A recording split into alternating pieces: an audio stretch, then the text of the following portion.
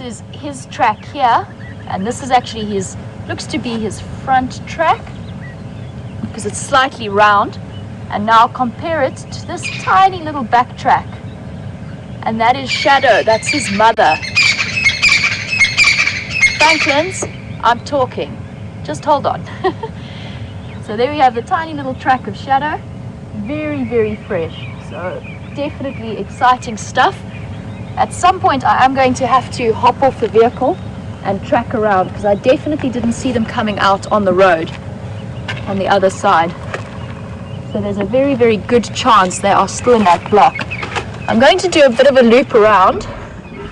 Just want to mark it.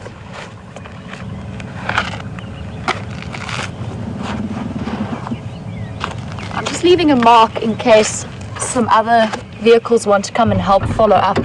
And I'm going to jump on the Game Drive channel and call in some extra eyes and ears. And let's just listen.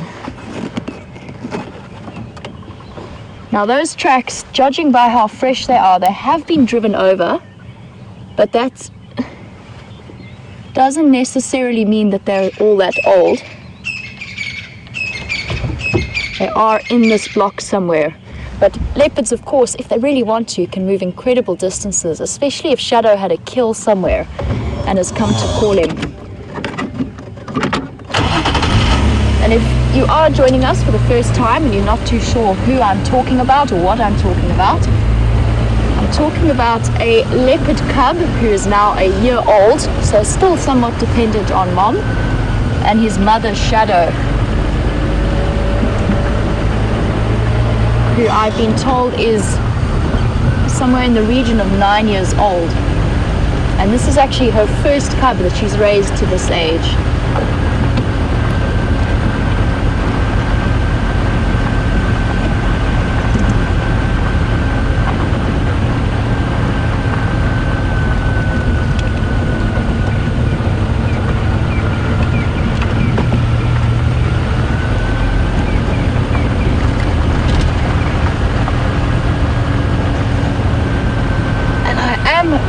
Really excited to see Shadow and Sindile. It has been quite a long time since we last saw leopards. And Bob in Iowa, welcome to the Sunrise Safari. Now you were wondering if the reason that our leopard sightings have been so scant or recently is maybe because there's been so much lion activity, so much calling and marking of territory, and maybe the leopards are sort of keeping extra secretive to avoid being caught and killed by the lions. And Bob, I would not be surprised if that is a possibility. I think that they are just keeping their heads down.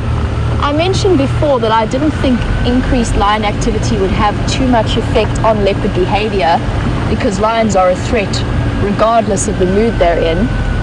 But I'm actually thinking that I might change my tune on that, because the leopards really have been very secretive at the moment. And if you'll excuse me, I'm just going to hop onto the Game Drive channel and call in some extra recruits.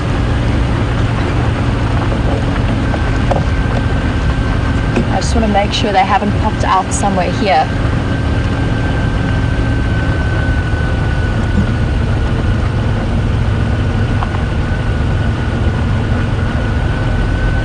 Have to wait for their conversation, their current conversation, to finish.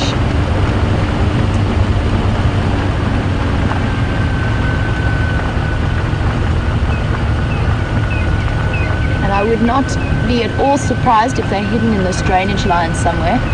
It's one of their favorite places to go.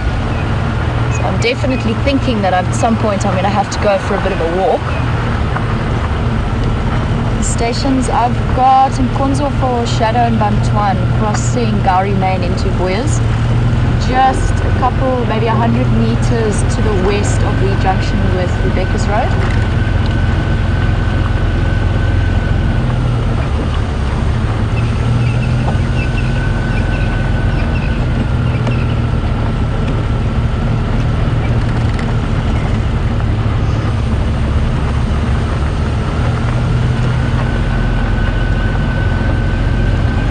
Want to make 100% sure before I do go for a walk but I haven't missed them crossing somewhere in this region. Yes, we were talking a little bit about increased lion activity and leopard numbers. And before I'd said that I didn't think it would make too much of a difference, but having practically experienced it now over the last 10 or so days, the last very, very fresh leopard tracks I had were yesterday's sunset safari, and that was Sindile crossing out of our boundary. But beyond that, I actually haven't seen that much in the way of leopards patrolling their usual areas. Now, I'm not sure if that is a coincidence or not, but it has very much coincided with the Birmingham boys making a lot of noise and causing a little bit of disruption. And the more I think about it, the more it makes absolute sense that the leopards know when areas are settled and the lions are settled. They know roughly which areas the lions are going to be moving around in, which areas they're going to be marking their territory and patrolling. So it could well be, good morning Impala, it could well be that they have decided to lay low for the time being.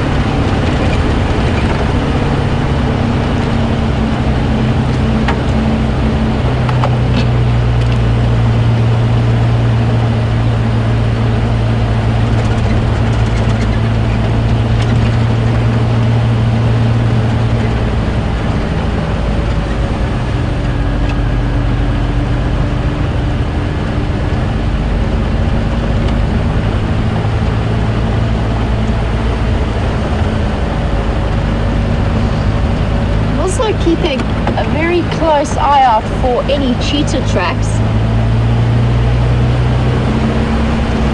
I mentioned before there was that report of the cheetah moving through this area.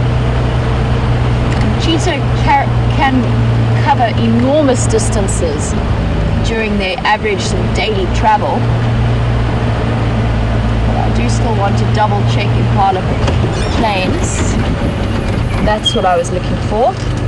Okay, so Shadow and Sindile both came out here, and now it becomes a bit tricky because there's been lots of traffic on this road, but they're still walking north.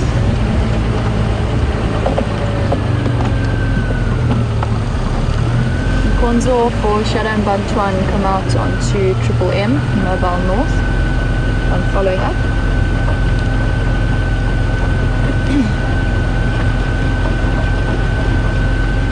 And that's why it's very, very important to loop around a block first before you spend too much time walking in the block.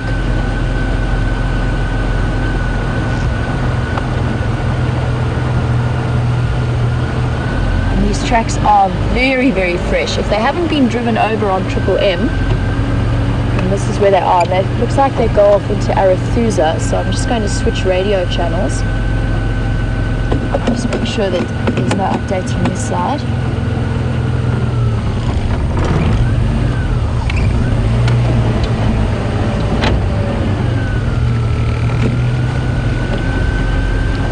Morning stations, there's Nkonzo for Shadow and Bantuan.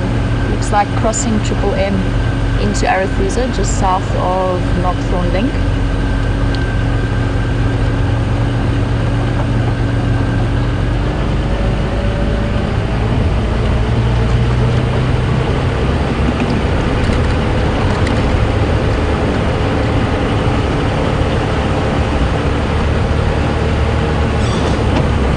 Calling it in on the Western radio channel to make sure that the guys are both aware of it, and also to make sure that they haven't already found them somewhere in this area. But the good thing is the block that they've gone into is fairly small, so either we'll see their tracks crossing out. So I just want to have a look at what the track is doing on that side.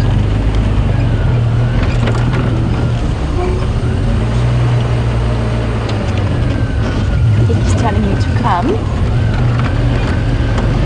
I thought he was signaling to me.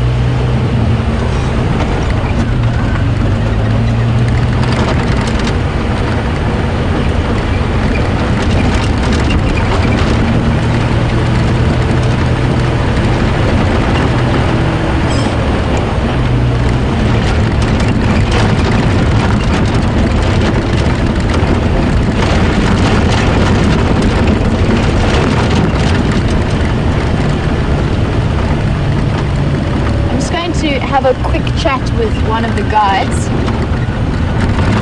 It's useful to keep up and maintain friendly relations.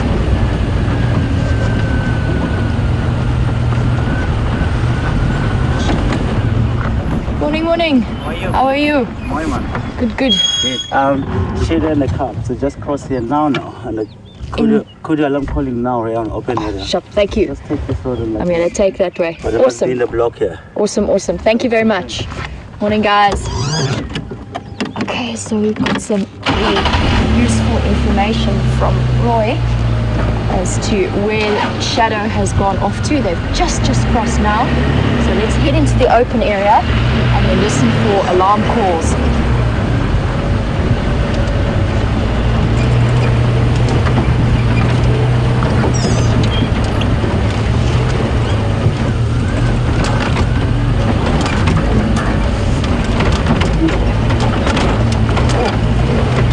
Bumpy.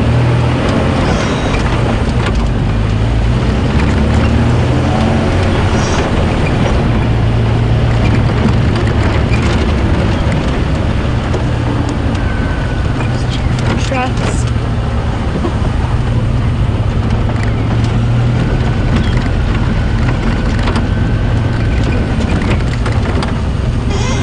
Let's just stop for a moment and listen. She has just come through and they are mobile. The alarm calls are going to be what's going to give us the best hint.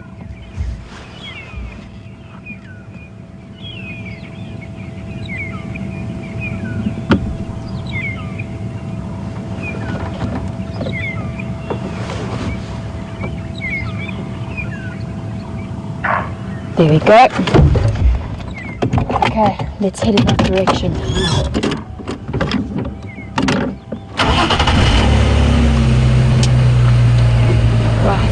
Going to be the best approach, probably around here.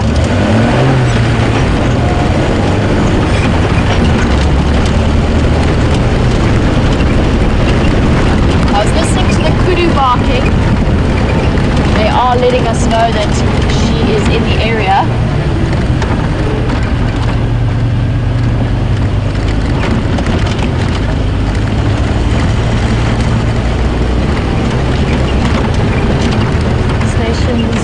Shadow and Rontuan across Hippo Boyers across Impala Plains. There's kudu barking just to the north of Impala Plains.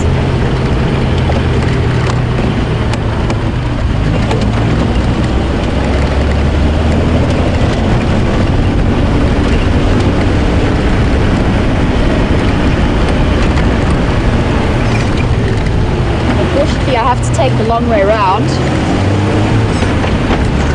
The road will get us there.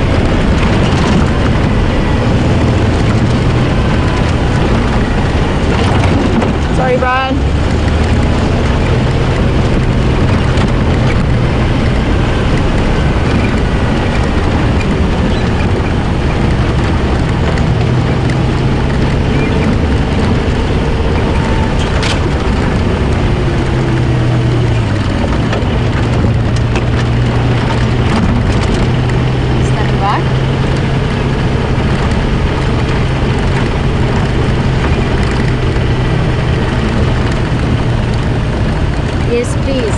I'm just on Zoe's Road now. I'm just trying to follow up on exactly where these alarm calls are coming from.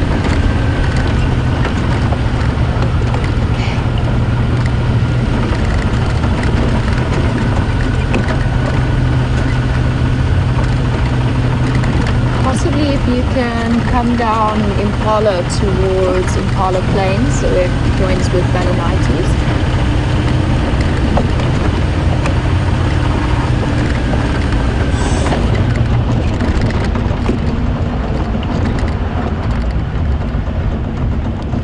Just to the northeast of Impala Plains, but I'm not sure if they're going to loop back around. I'm just going to sit on Zoe's for a moment and listen. Here we go. Sorry guys, just coordinating a search effort.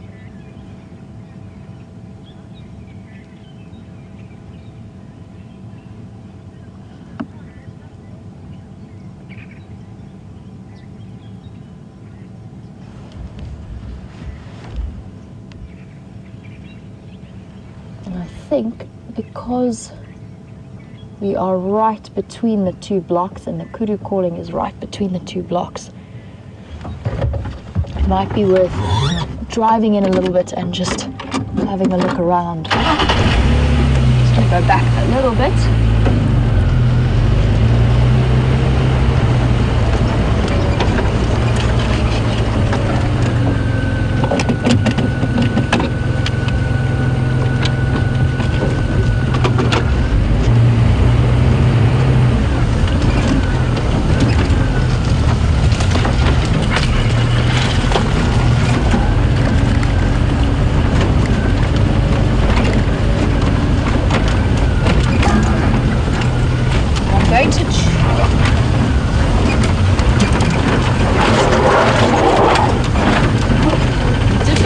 Here is going to be getting the vehicle into this block. I do know this block fairly well. It's not the easiest.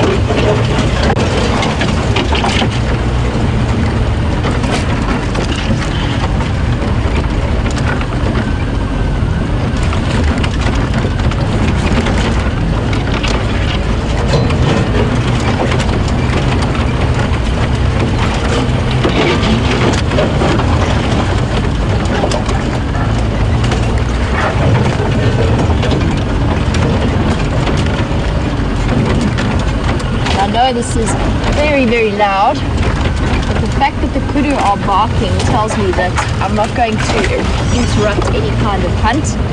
They are just moving through the area.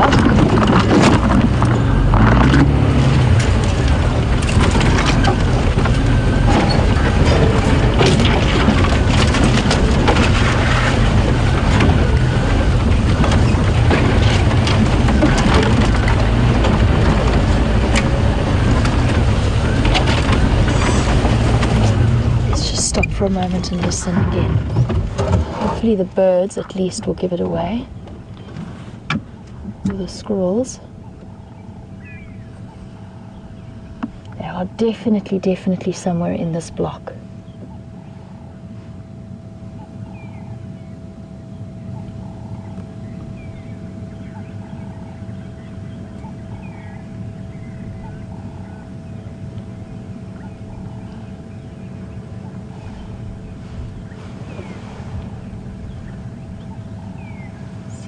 All gone quiet.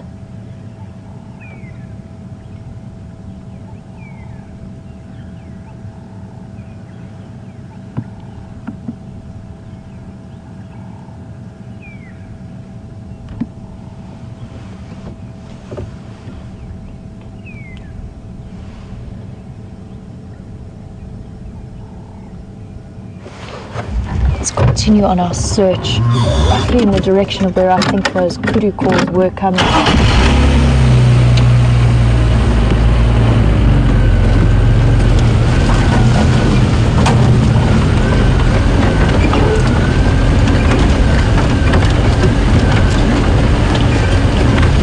A loop.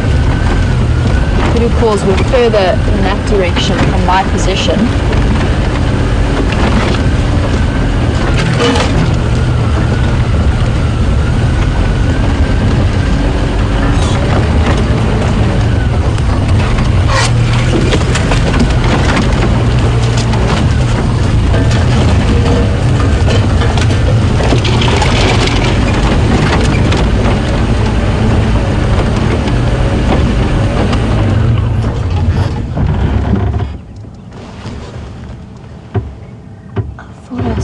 Flash of movement there, but I might be mistaken.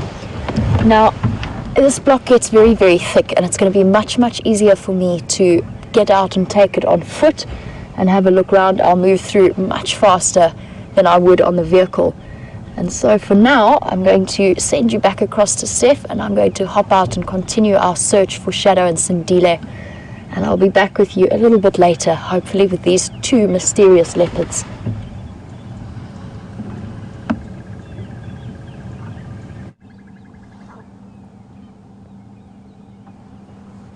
Welcome back to our car. It looks like Jamie and I are hot on the tracks of two different leopards. You've just been tracking Sindile and Shadow, and we tracking the tracks of a big male leopard, the same leopard that we left you with when we just left the lions. Myself and VM have been on those tracks from then to now. The nice thing is that those tracks crossed out of Buffelshoek back into Djuma, but are in this very thick drainage line on our left hand side. I have been walking inside the drainage line. I was on his tracks for quite some time. They head in this direction that we're in at the moment, but inside the drainage line. So now comes the tricky part. Do we drive around and we hope to bump into him, or do we sit and wait for the monkeys to tell us where he is? I do know that in this big tree that you started with over my shoulder, this is the home of a troop of vervet monkeys between here and a few other trees in the area. And I'm wanting to say that this leopard is going to wake them up at any time. Now it's just a patience game. We know he's inside this drainage line. He may have crossed out, but the tracks are super fresh. And we passed some nyala, we passed some duiker. There's a lot of food here.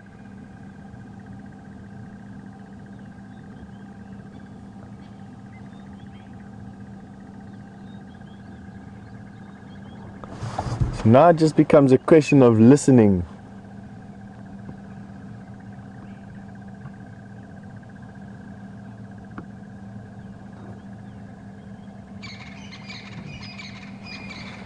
It's a crested Franklin. No alarm calls of anything, just fresh tracks.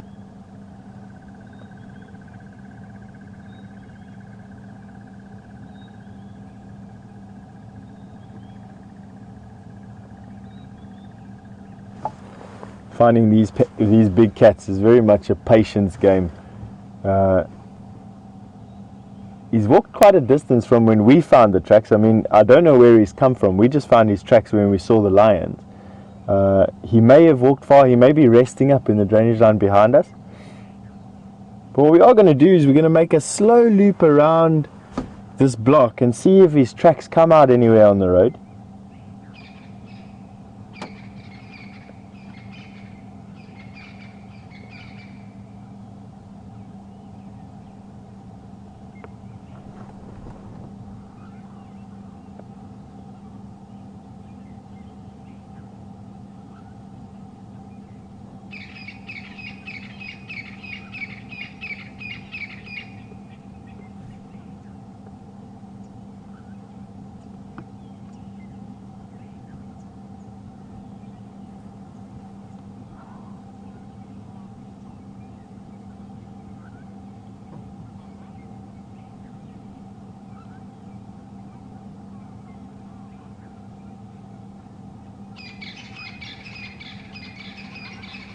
Just one of those things, a test of wills. And this is a big tom leopard, so he's definitely got all the years and age and experience on his side.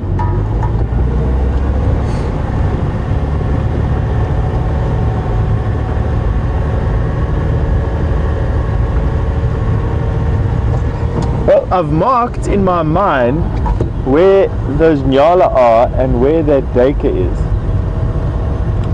so that if we do hear an alarm call from them, we can pinpoint where they're coming from. It's always a good idea. Keep this mental mind map in your head of where certain things are that can help you find these animals. Where monkey territories are, where impala herds live, where was the last time you saw that nyala, or where was the last time you saw that duiker.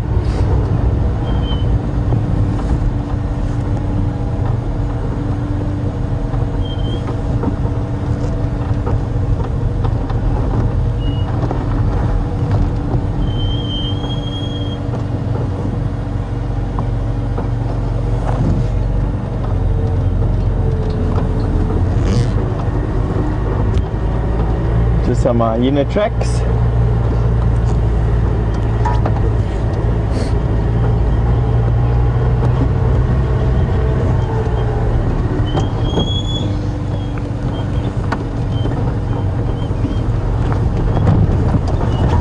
Thank goodness Juma is full of general game which can act as our sentries.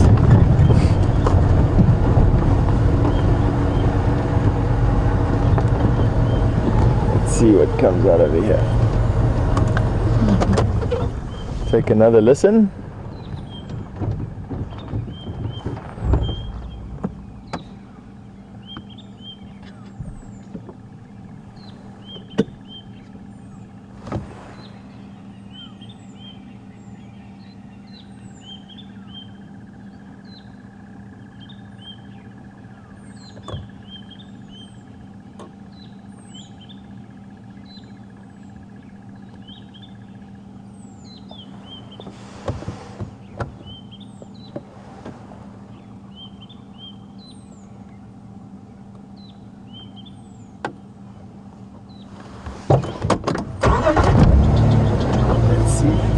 Have a look at that worm on the floor there. What is that?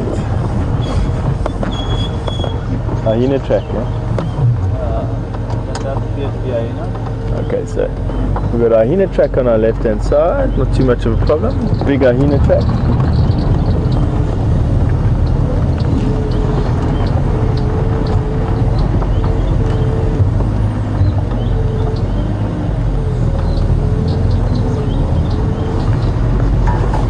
I don't see any signs of any leopard tracks coming out here.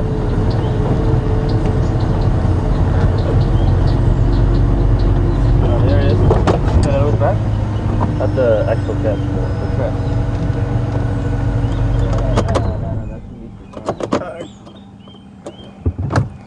Alrighty. Ooh, excuse me. Jamie.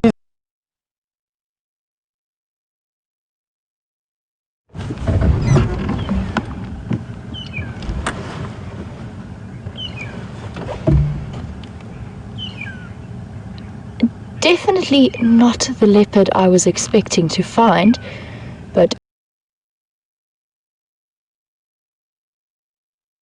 a bit of a mystery. And I am not sure which particular male this is, but I'm sure that some of you out there do. So if you do have any info as to which particular male leopard this is, please send it through, and we're going to stay with them. How exciting is this?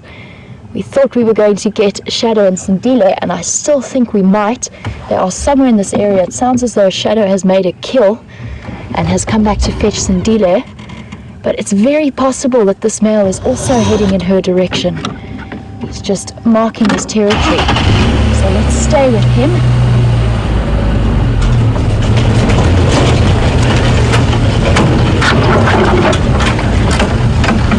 How exciting is this? Definitely not what I was expecting, but one of the things that I love so much about the bush. You never know what you're going to find in the morning sky. Oh, and it's a thick block he's in. Stations I've got Modore Uwe, just off Zoe's Road, Mobile Northwest into the block.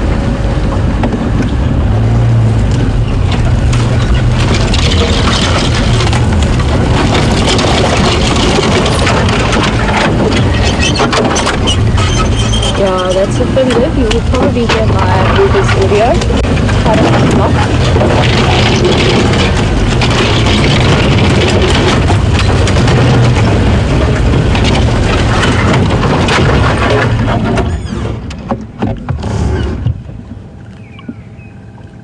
That's affirmative.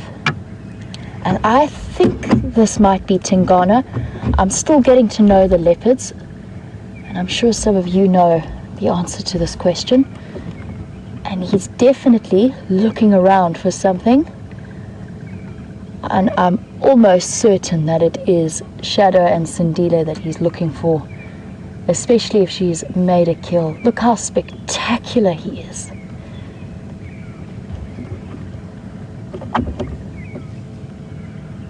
Really, really beautiful.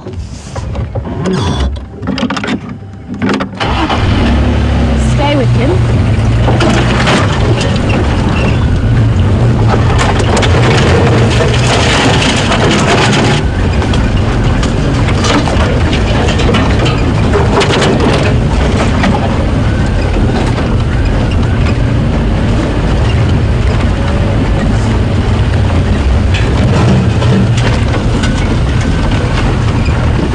Apparently there's some debate as to whether it's Mvula or Tingana, and at some point we will get to see a really nice visual of his face, which should help to solve that.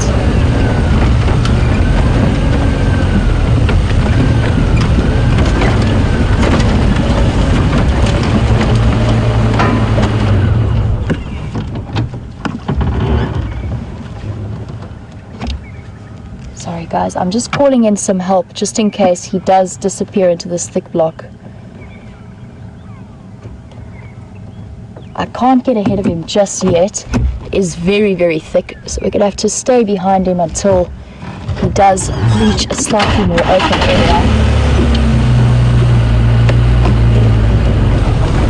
He's now on mobile almost totally west, directly west towards the Carla Road.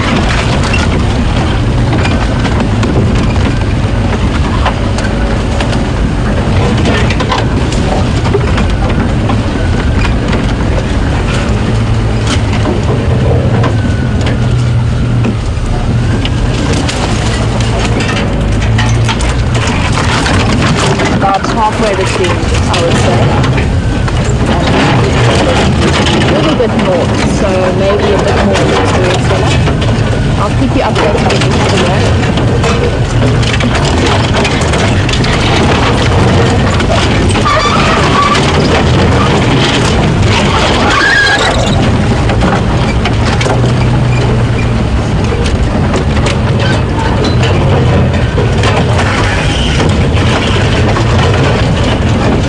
Get ahead of him.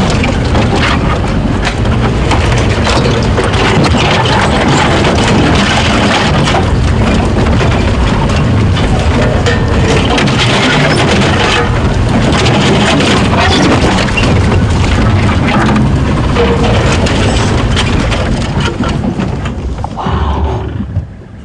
Look at him. He's just head and shoulders. There's barely a neck there, he's so enormous.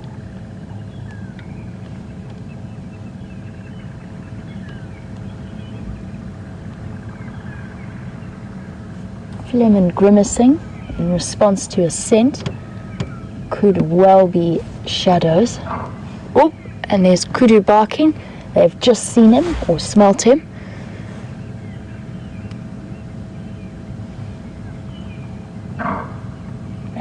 Deep bark in response to his presence.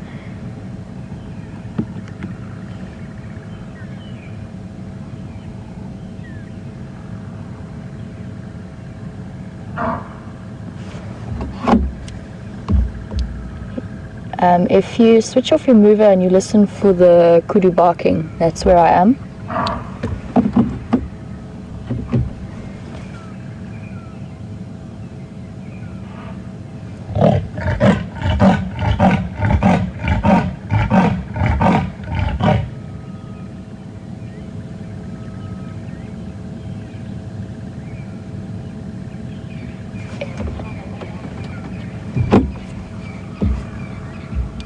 That's affirmative.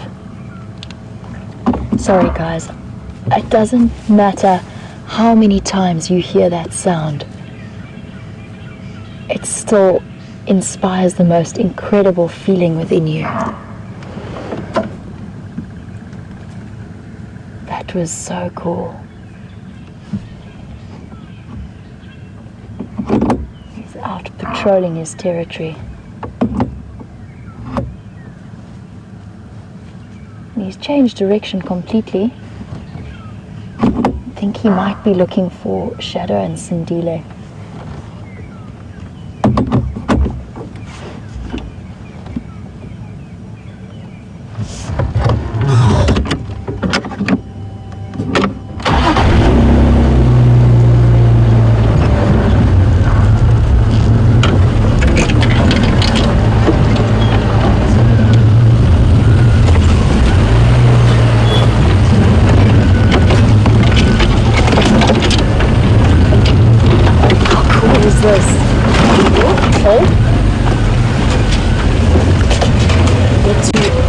A male leopard as he marks and patrols his territory.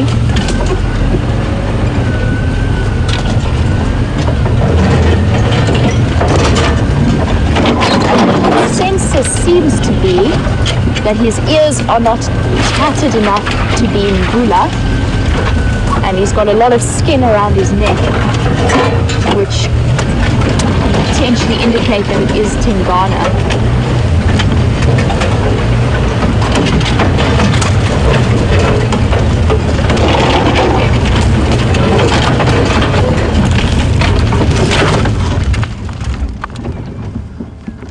Just trying to get Brian the best possible view in a relatively thick block. I just have to tell the other stations who are trying to respond that he's now changed direction slightly.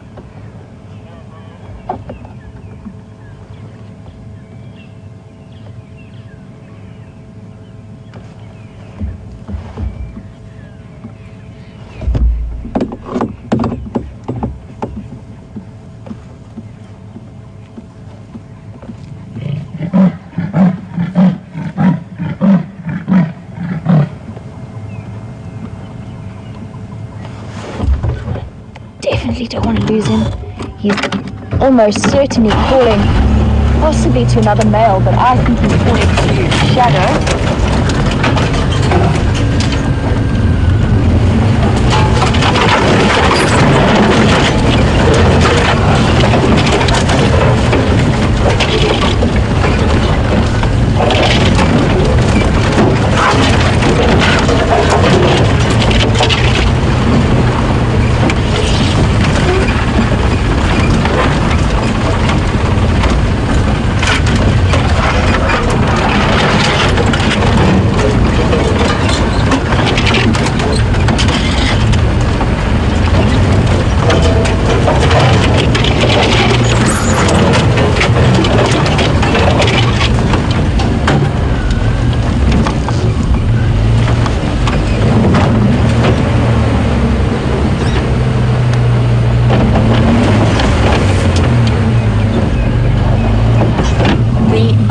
Just collapsed under my vehicle. I think we drove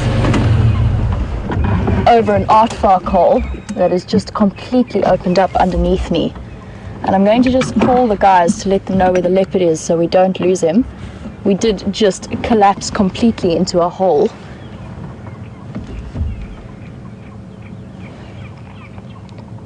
We are right over a system of burrows now that I look at it.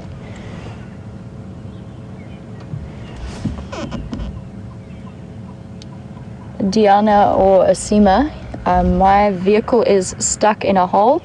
I need to jack myself out. He's mobile northeast towards Impala Road. I need to really quickly get the jack out and try and jack ourselves out of this hole.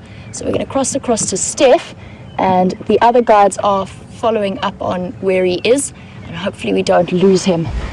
It doesn't help when the ground collapses under your vehicle.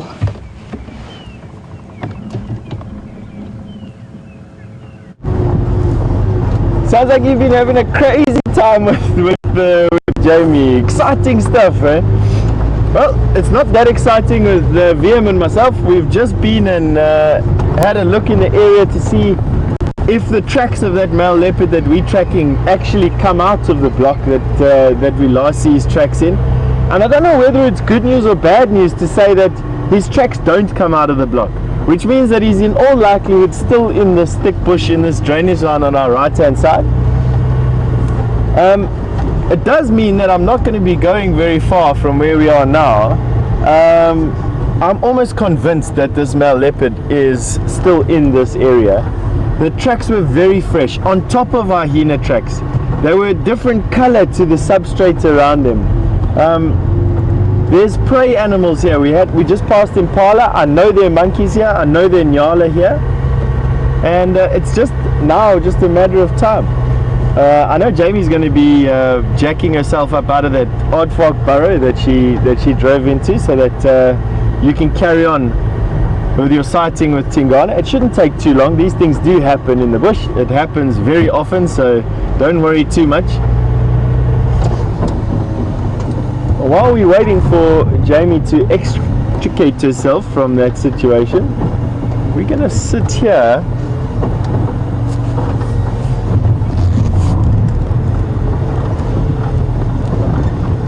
and listen. We've got a lot of teammates over here giving us a hand. Nyala, monkeys, impala, duiker.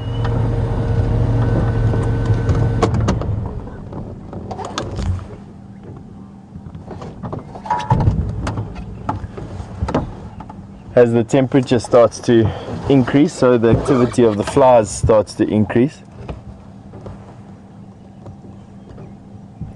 Why I decided to situate the vehicle here is the fact that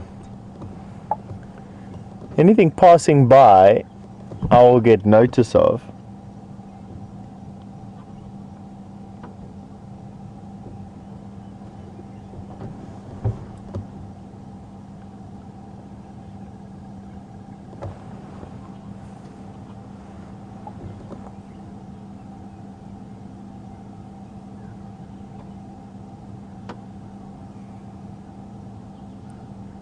Just listening, using all our senses at the moment.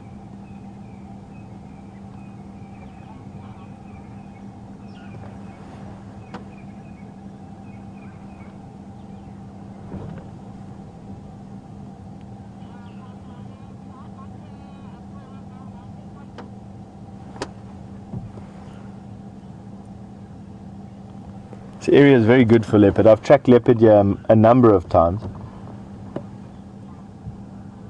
And it's a deep drainage line with lots of little side drainage lines to it. And inside the drainage line there's these little islands of sediment that have collected up over the years. And on these little islands of sediment you have these copses of trees. And because the water flows down here from time to time, not all the time, but in the very wet times of the year, water flows down here. All the detritus is sort of picked up under these bushes, and you get these open patches between the trees that is ideal for buffalo and all types of resting antelope.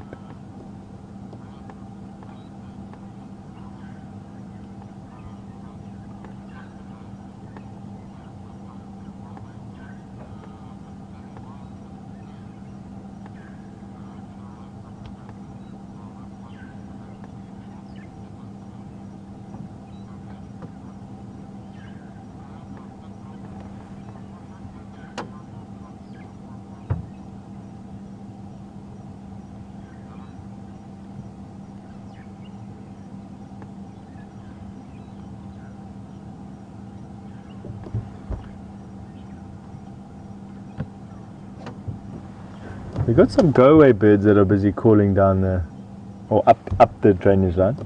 I think it would be a good idea. Let's go and see what they're shouting at. We did find a Bateleur eagle resting in a tree, but he flew off as soon as we got there, much to the dismay of all the go-away birds in that particular area.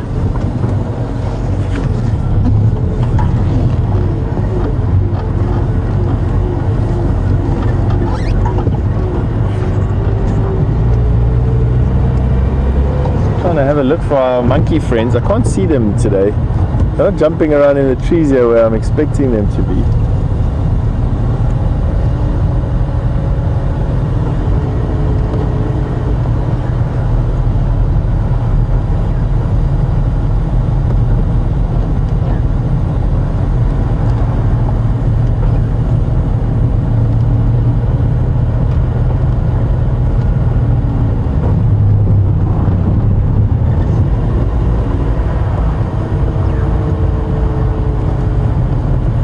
All just these games for these little spotty cats. It's crazy.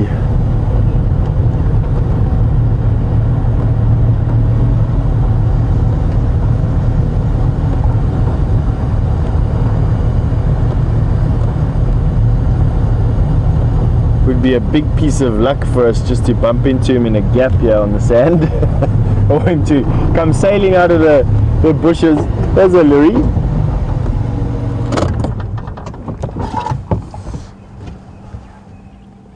One of the sentries in the bush, you can see right on top of the tree.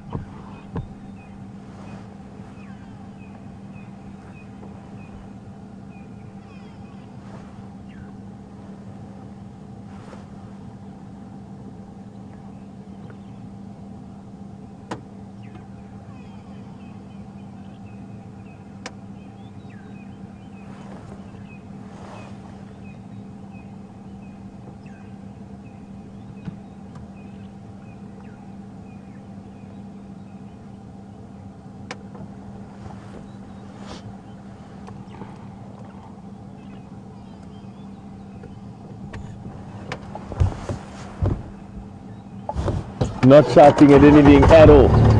Dead quiet in actual fact. Too much of a story. Let's go down a little bit more. I want to just place where these nyala have gone again.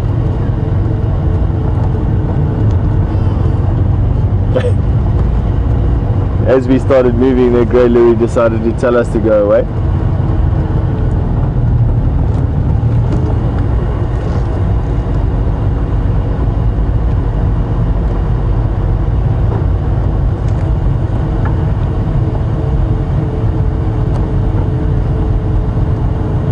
Marina has just asked how far are we from Jamie? Could it possibly be the same leopard? I'm sure it would be the follow-on to that, Rena. Good morning, firstly.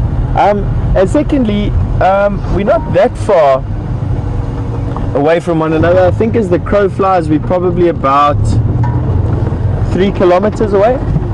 I don't think that they're the same leopard that we're busy tracking. I definitely think this is a different leopard. These tracks are a little bit too fresh to be from her sighting. Not impossible, not improbable. Although I haven't really seen Tingana on this side of the reserve. This is more Mvula's territory. I'm fully expecting it to be him or something like that. The tracks are really big. Not what I remember of Quarantine or Kunyuma's tracks. These tracks are definitely above average for a male leopard. And Mvula is a big cat. He's a big tom.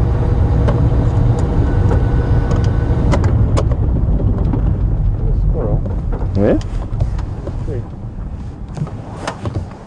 Not in the snow pond. Can't see him now. The VM's just noted that there's a squirrel inside here. So we've got a tree full of grey louris and a squirrel, which is good. They're looking into this drainage line for us right here at the moment. That is exactly what we want. Enlisting the help of our troops.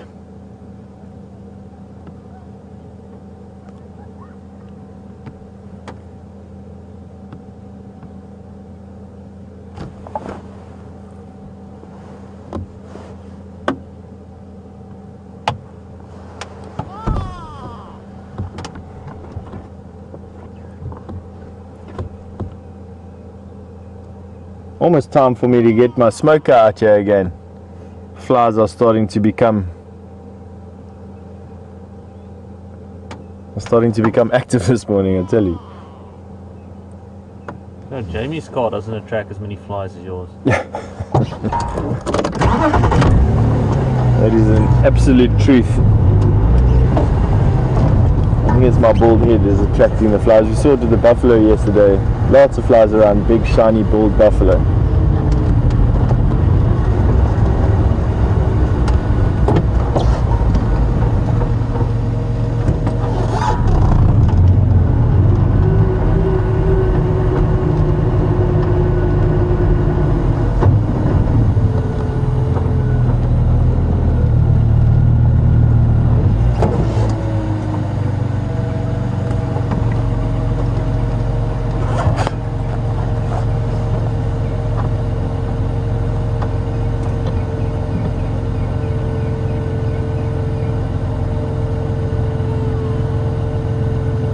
Oh, it's a grey daker. Yes, I just got this tail flick. I thought, no, I can't be that lucky. See if we can get inside there. There you can see what caught my eye. Just that little flick of movement.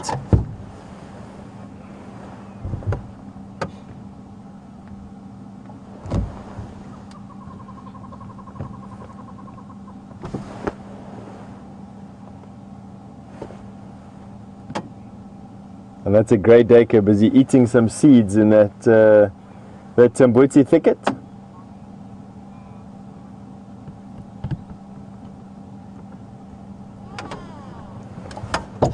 Another one of those things that just say to me that this cat is somewhere inside this block.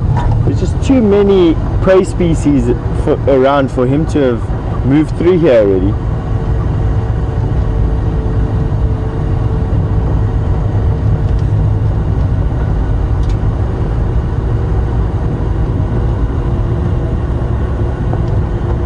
Of course not unfeasible to think that he's already moved through. You know, it's actually completely more feasible to think that he's moved through than anything else, to be honest with you.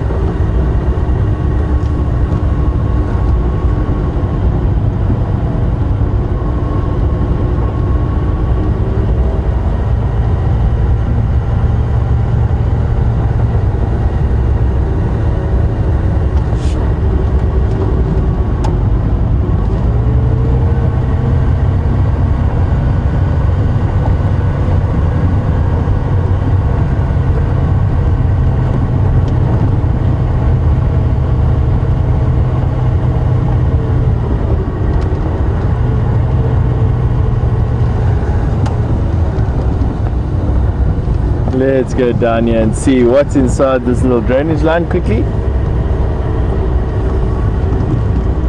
Of course, the other part of this puzzle that we've been wanting to unravel for a couple of days is where has the hyena den gone? All my investigations so far into asking our colleagues, Texan for instance, there's been a game ranger here for 20 odd years or so, and he would be the first person, he was the first person that I went to go and ask, and he just replied with a simple, I don't know.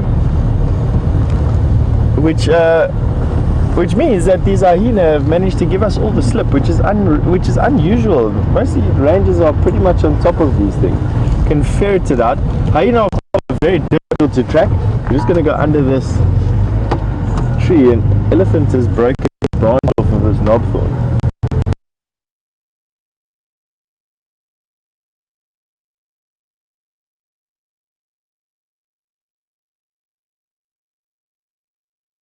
Aerial.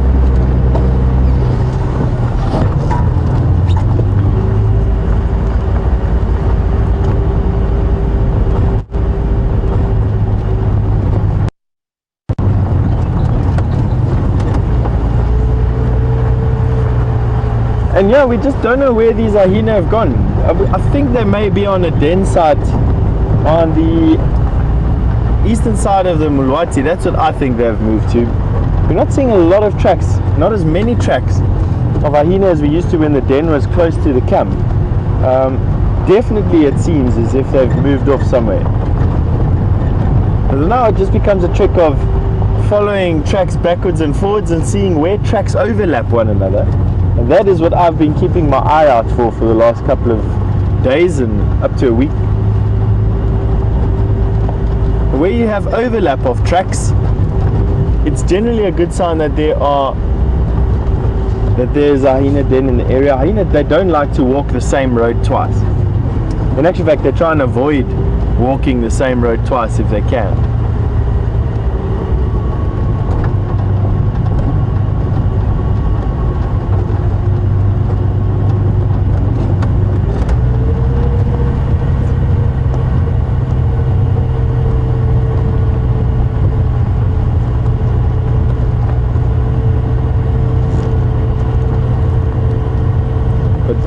Yet I'm just finding fish hyena tracks on the road, all moving around.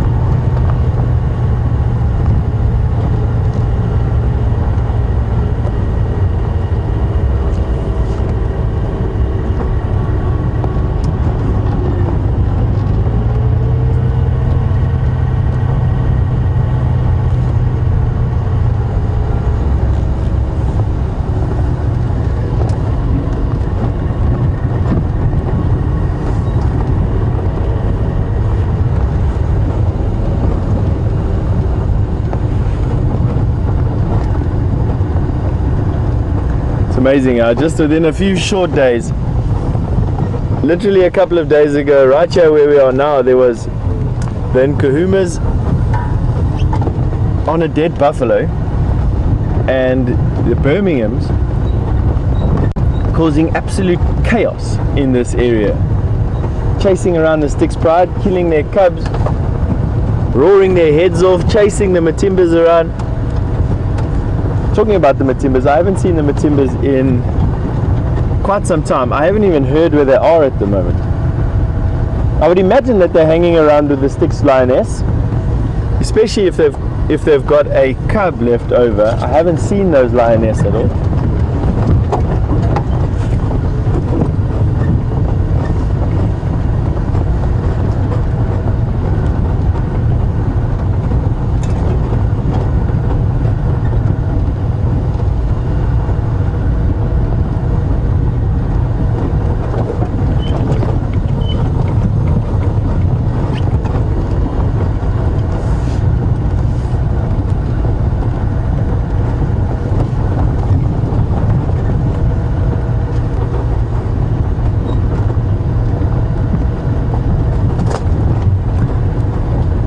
We're driving around here having a look for this male leopard who is giving us the slip at the moment, but which I have no doubt is just resting up in the shade of that drainage line where we were just next to.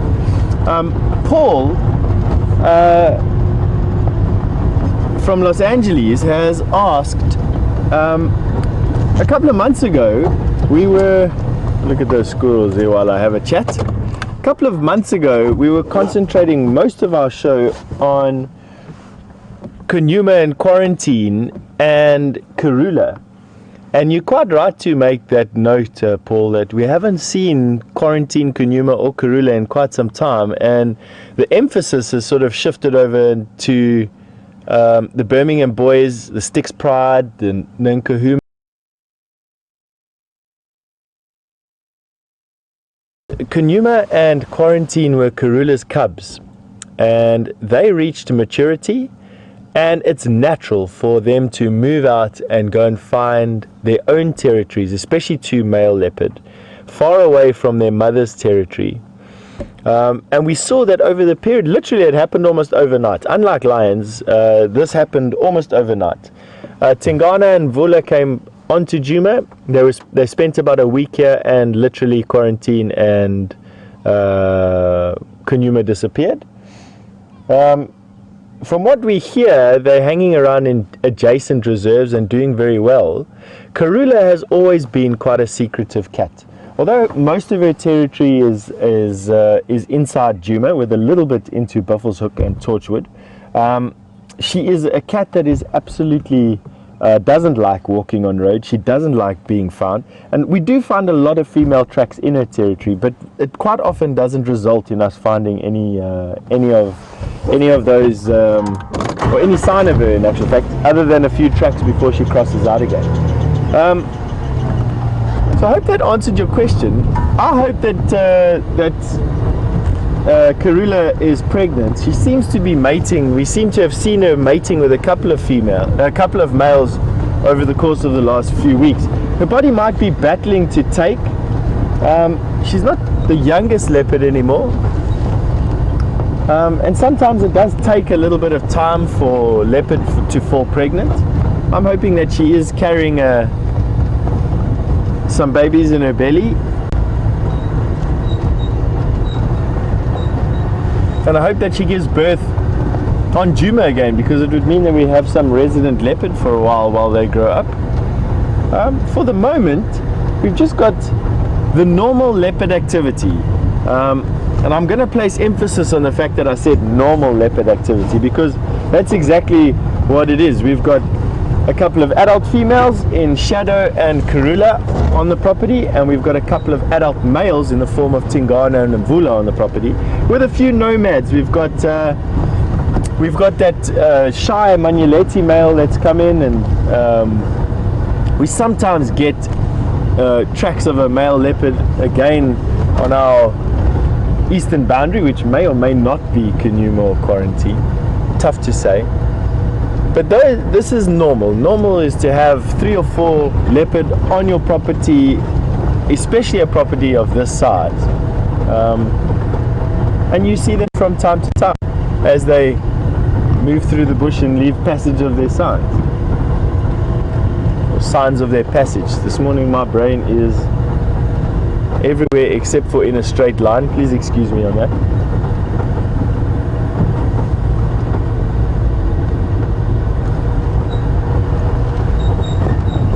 Right. I took an off chance of us finding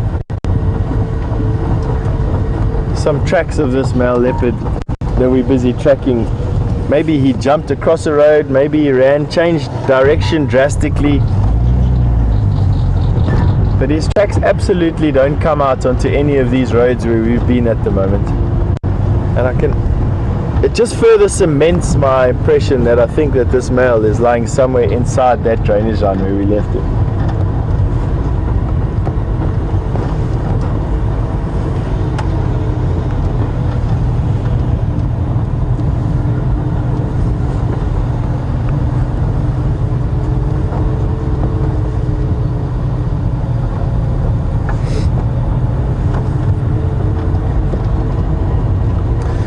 So Raisa and Safari have come on. They're having a bit of a debate on what leopard it is that we're tracking at the moment. And I must agree with you, Safari, that I also think that it's Mvula. The tracks are Mvula size.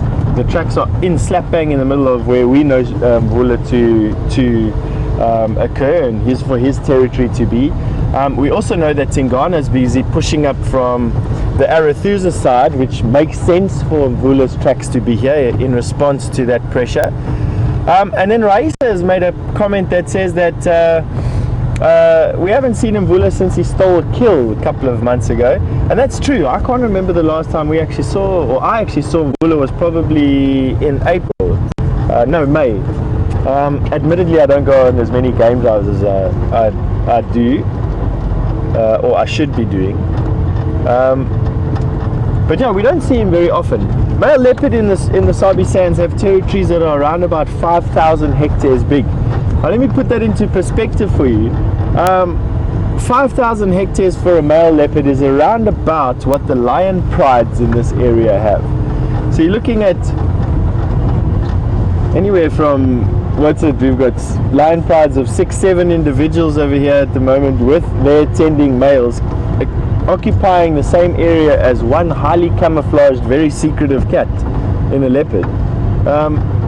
They are sometimes difficult to find. You do go through these patches though, where leopards just seem to be jumping out of the bushes everywhere. I remember the first time I started here with WildEarth, when we were busy debuting the walks. Myself and Scott seemed to be finding leopard under every bush. We actually couldn't believe what we were seeing.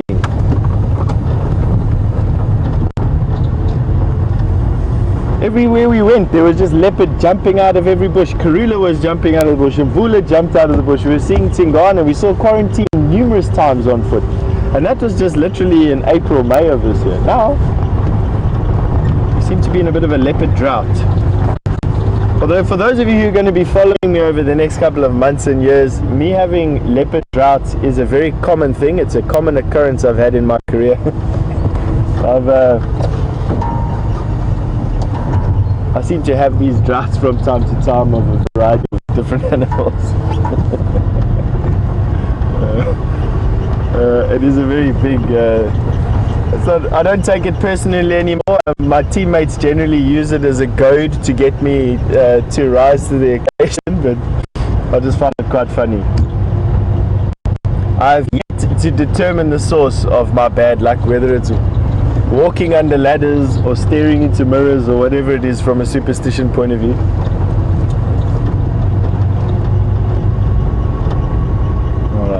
So no leopard tracks coming out on this road. I think let's go and have a look at Buffelshoek Dam. That's what my brain is telling me at the moment.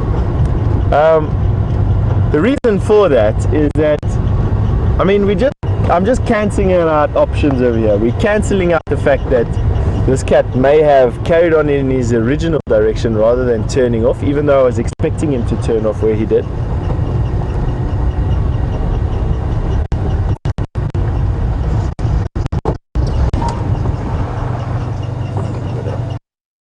Pickers flew up here, and that's because we've got a female kudu just next to us. It'll also give me a chance to switch the car off, stop yakking and listen to the bush a little bit.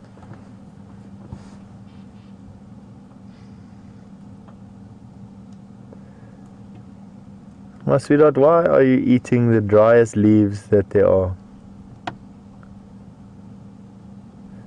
The reason for that is that that's a buffalo thorn that she's busy chewing on. Elephant has knocked the tree down. And even though these leaves are dry, you probably find they still hold more nutrients than a substandard bush would. Buffalo thorn leaves are highly nutritious, full of protein, and a sought after delicacy for kudu.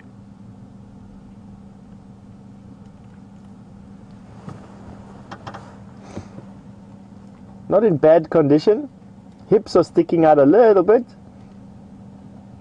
That full belly, typical of ruminants this time of the year. Skinny with a full belly, that is very typical of ruminants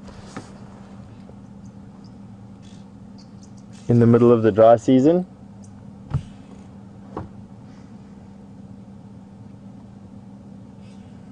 Quite a big animal. She probably weighs around about 80 to 120 kilograms, about 240 pounds.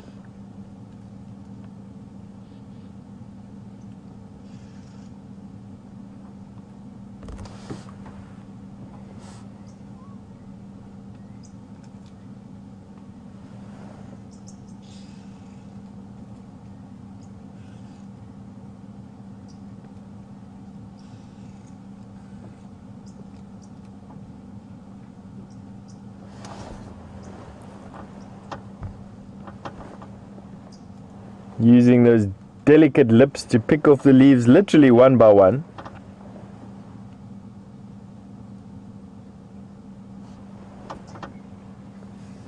The long nose is an adaptation to get past the thorns, keeps the eyes away from the thorns, so that elongated face.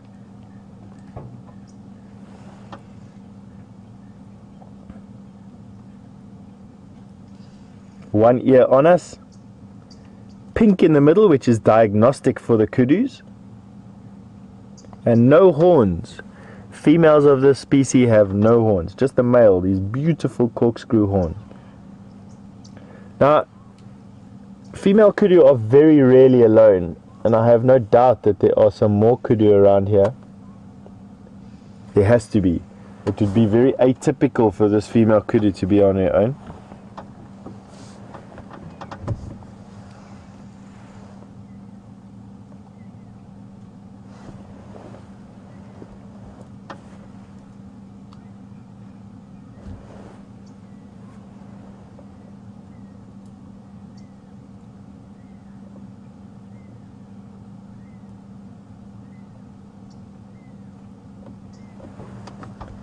listening to us. Now, something I noticed on a kudu just the other day was the fact that just in one of their ears they had some flies, and I want to see if the same goes for this female. Her ears are definitely not as clean as that other kudu we were looking at it 2 or 3 days ago. We've got some dirt in it, but it's just dirt and not parasites. So she's in good condition, her body is still in good condition. You find that when the parasite load, when the tick load increases dramatically or drastically in a ruminant, it does mean that their bodies are not capable of withstanding it. Healthy animals don't attract ticks as easily as unhealthy animals do for some reason. Their bodies are able to better fight the ticks off, or they have more energy to groom more. I'm not too sure what it is, but you don't really see high tick loads on healthy animals. As I'm saying that, it says something for the fact that I pick up more ticks than what Scott and Brent do, and they're probably the two unhealthiest people I know. Worrying thought.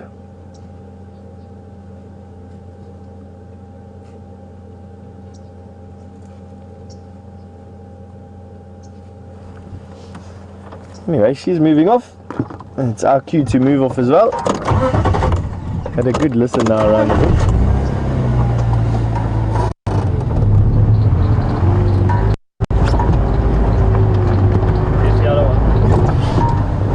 Oh, there we go. There's VM's just spotted the other kudu from her herd.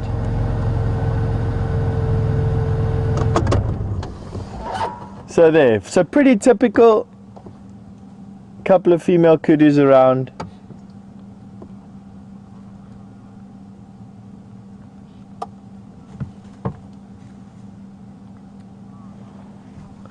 Nice.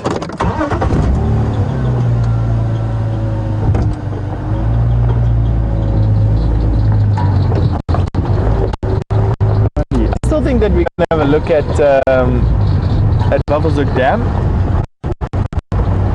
Calls yet. I haven't heard any alarm calls yet.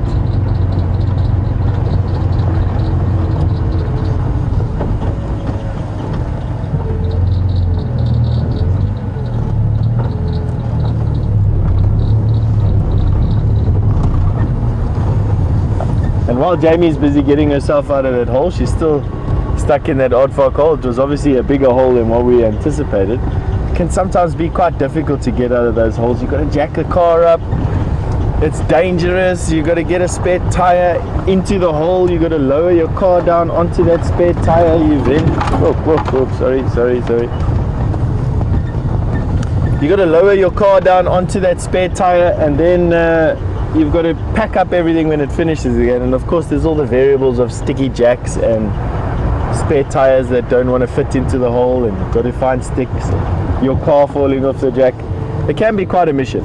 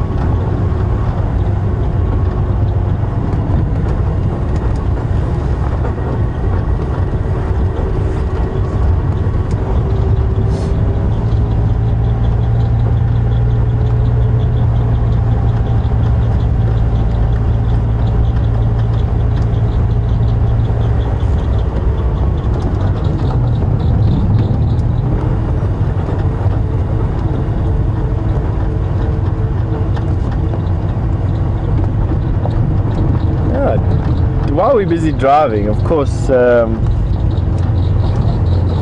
welcome to send through any questions using the hashtag Safari Live on Twitter, or email questions@wildearth.tv.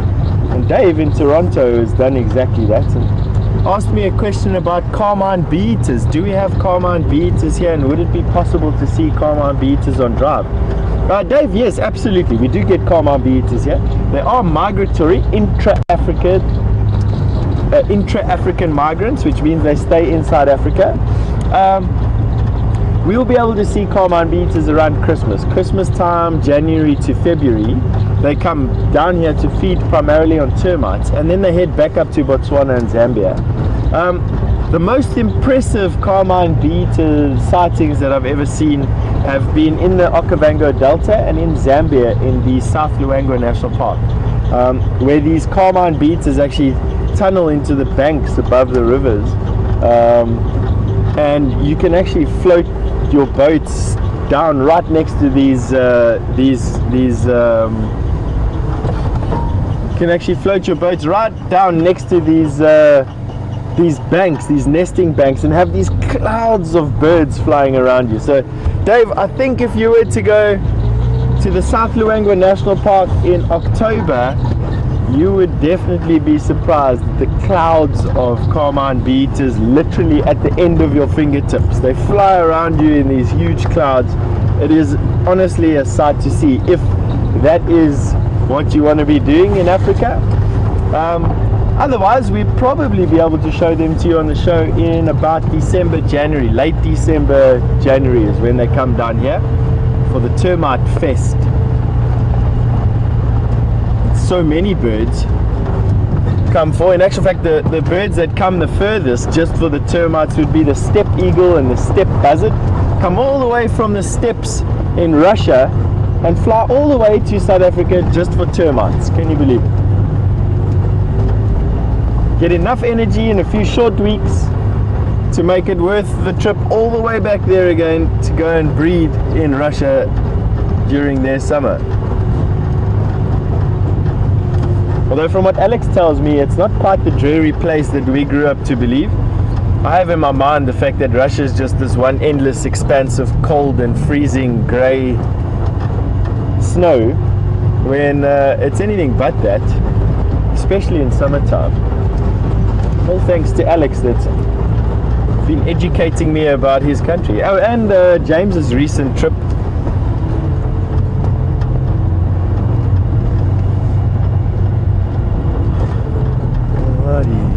So I'm still busy checking for tracks.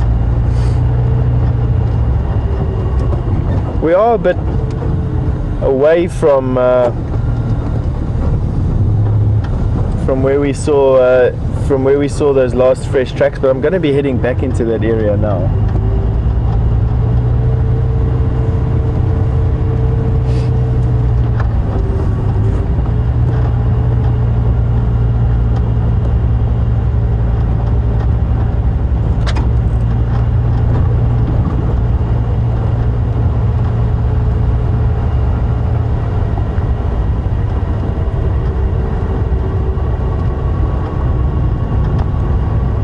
So Georgianne and Barbara are coming back with some questions on my comments about finding the hyena. And the radio is quite sketchy at the moment, so I'm only getting a couple of snippets of that, but not too much of a worry. I'll try my best to try and answer it. Georgianne wanted to know if the hyena have actually left the area, and I'm not too sure that they have, to be quite honest with you. I think that they're still in the area. I actually just think that we're not finding their den. I think it's a case of them having moved out of the block where it's close to the camp. We've got easy access to that, and because we are around there most of the time, we see it into an area where we don't drive around as much, and I think that's exactly why we're not getting to the bottom of this quiz, I suppose, or this puzzle is actually the better word, of finding out where these hyena are. And then the next question was centered around the babies, the little black cubs that we were seeing.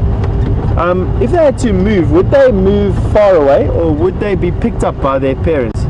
Hyena are, in my opinion, fantastic parents.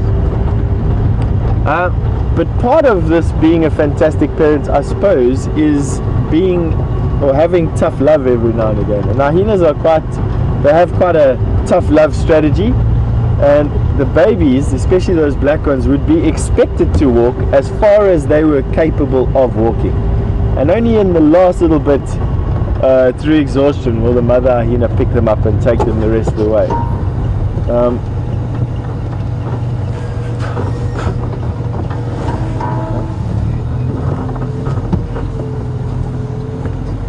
Now we're just gonna sit over here. We've got some dwarf mongoose that are poking their head out of this. What a fantastic den site.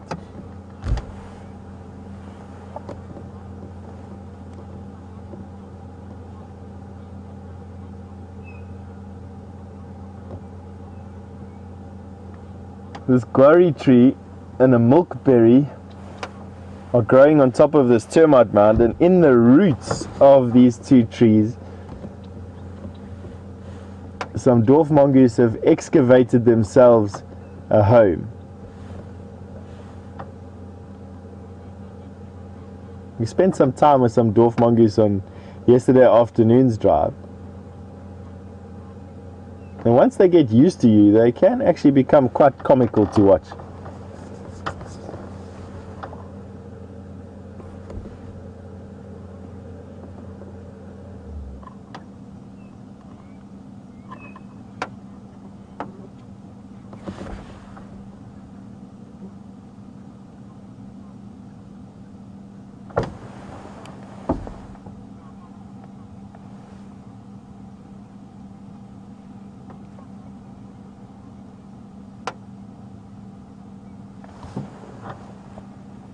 Now they live in family groups, usually around about 12 individuals, but up to 32 individuals are actually found in some family group, all headed up by an alpha male and female. And all the little ones that you see around are successive generations of babies that are sort of communally looked after. Every day there will be a babysitter allocated, which will have the task of staying with the babies, carrying them around, bringing them food, sharing food, playing with them, grooming them. And that babysitter changes throughout, I don't know if it changes throughout the day, but definitely changes day to day. And they will also move homes every single day to avoid predation. So although they are in this termite mound today, in their little 1 square kilometer of territory that they forage around in, they'll have numerous burrows, and they'll move one burrow to another burrow to another burrow, just to avoid being preyed upon.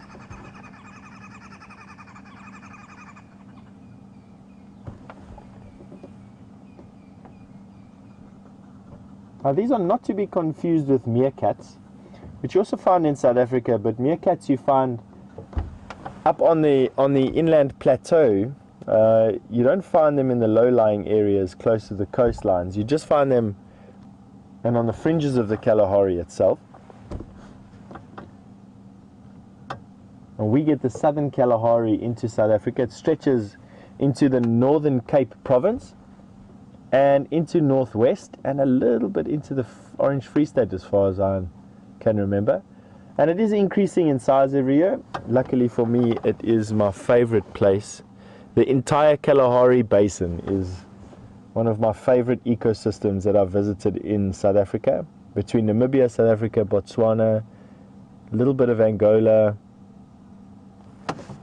a little bit of Zambia, I really enjoy the Kalahari. It is a very diverse, incredibly rich area that I've had some amazing experiences in.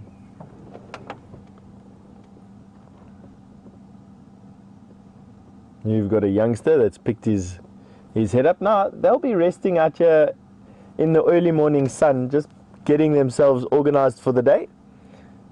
Because they eat mainly insects and lizards, they will also eat eggs, baby ground birds that they find, and even mice. They find a lot of what they're looking for within quite a quick space of time, and so they can afford to be as social as what they like. And they quite often spend the morning grooming one another, lying in the sun,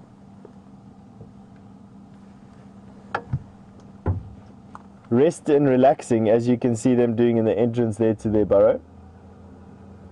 Then they'll forage for a few short hours during the day and then go back to doing pretty much exactly the same thing in the afternoon.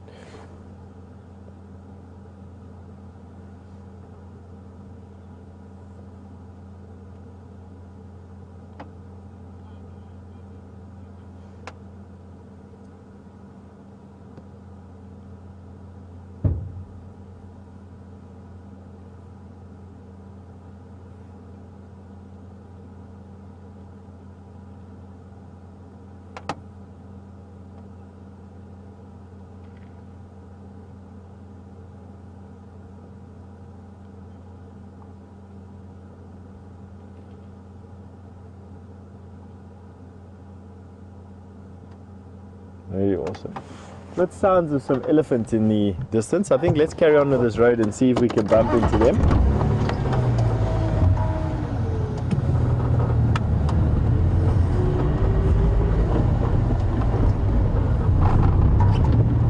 Elephant noises of crashing trees are coming to me out of the bush on our left hand side.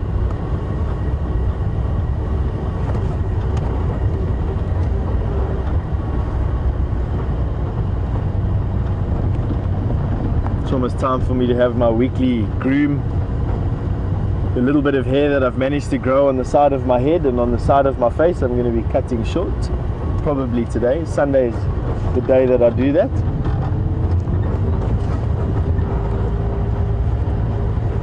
I tend to love the sort of chaos of the bush with the routine, with the structured routine that I'll be having. That's sort of how I like to operate.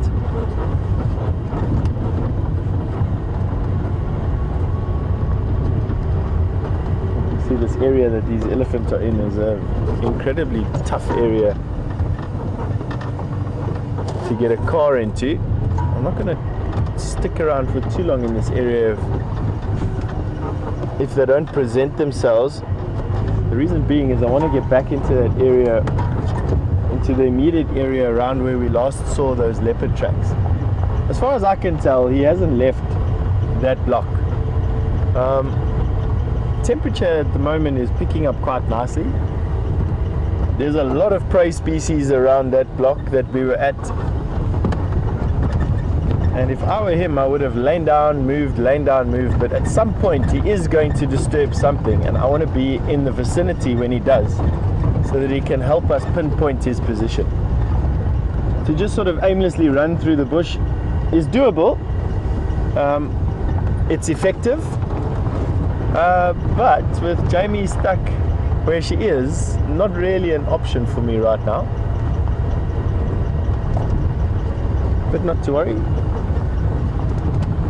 Many things to look at out here, I'm sure.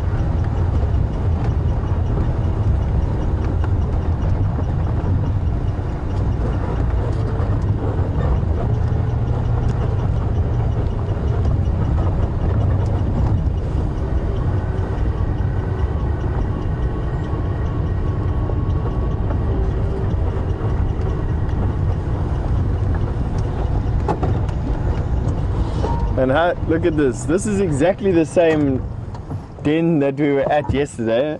And just to let you know that they haven't moved on, we saw them yesterday at least an hour before sunset. And I mean, these two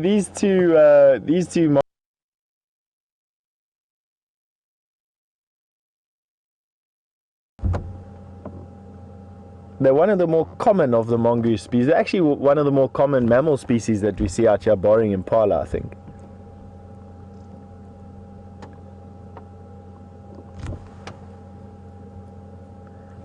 And yes, they will actually battle one another for territory. They will actively defend territories against one another, and some pitched battles can actually happen.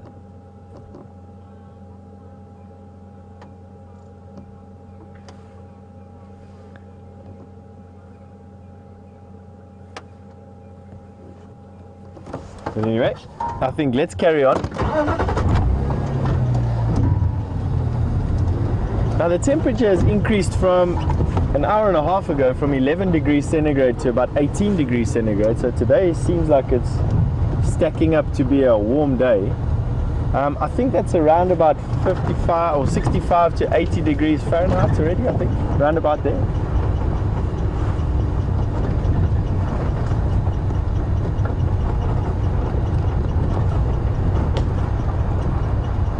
The elephant in very thick bush off to my left hand side. I think we're going to pass on.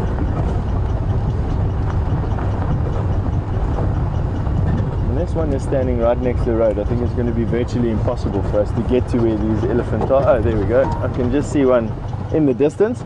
Not close enough, and you'll see why now when we see him.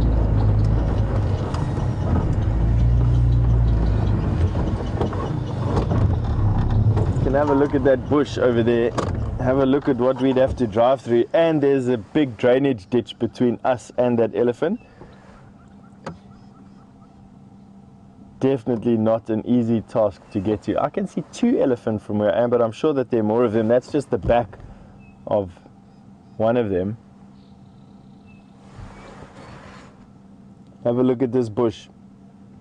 Virtually an impenetrable wall.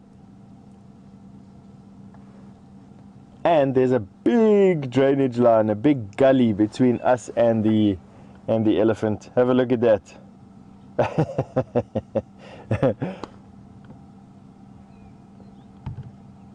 I don't even think if I'd walk through there easily. But nonetheless, let's carry on going. I still want to go and have a look at Buffelshoek Dam quickly. I think let's go and do that. And then we'll take the cut line back to where we saw those leopard tracks, and hopefully something busy shouting at our leopard, or he's lying on the side of the road. It's all thumbs.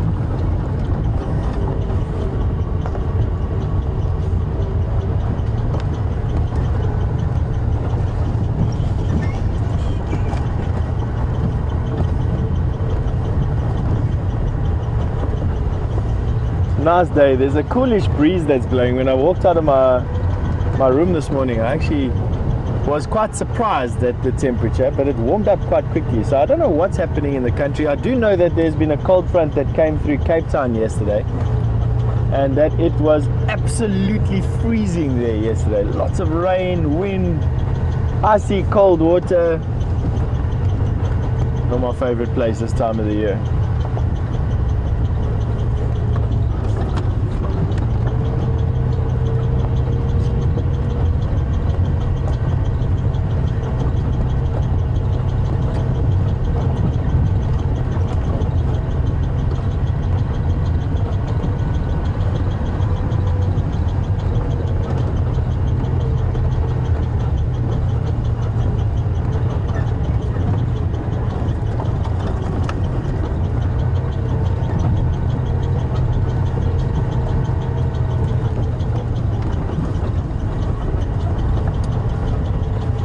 So Rena in Tennessee, are we busy driving around? Obviously, the hot topic of conversation at the moment is all the lion activity that we've had around the place over the last couple of weeks, or over the last week, I should say. And so Rena in Tennessee has asked, would the Birmingham boys and the Matimbas be able to coexist and live alongside one another? Yes, is the answer to that question. They're not going to coexist, they're not going to tolerate one another, but they have to live alongside one another. The Matimbas were holding on to too many prides of lion over too big an area. It was just a matter of time before other male lions came into this vacuum, and the Birmingham boys have stepped nicely into this vacuum. I am seeing that because we're not seeing the Matimbas anymore as much as what we used to, I've got a funny feeling that these Matimbas have just constricted where their core territory is, which would be around about the Styx lioness pride, and are leaving the Kahumas to the Birmingham boys. That's what my feeling is telling me. That's what my intuition is telling me. And so what will eventually happen is The Matimbas and the Birminghams will have a core territory that they would actually defend with their lives, and they would have a home range with a slight overlap, and that overlap is where you're going to get all this roaring and this posturing and every now and again the odd squabble. And make no mistake, if the Birminghams bump into one of the Matimbas alone in this home range, they will definitely fight. Excuse me. But they will live in an uneasy sort of truce with one another, alongside and adjacent to one another. So male lions absolutely cohabit with one another, especially their natal pride or their natal group, their coalition, and they have an uneasy truce with their neighbors to all sides.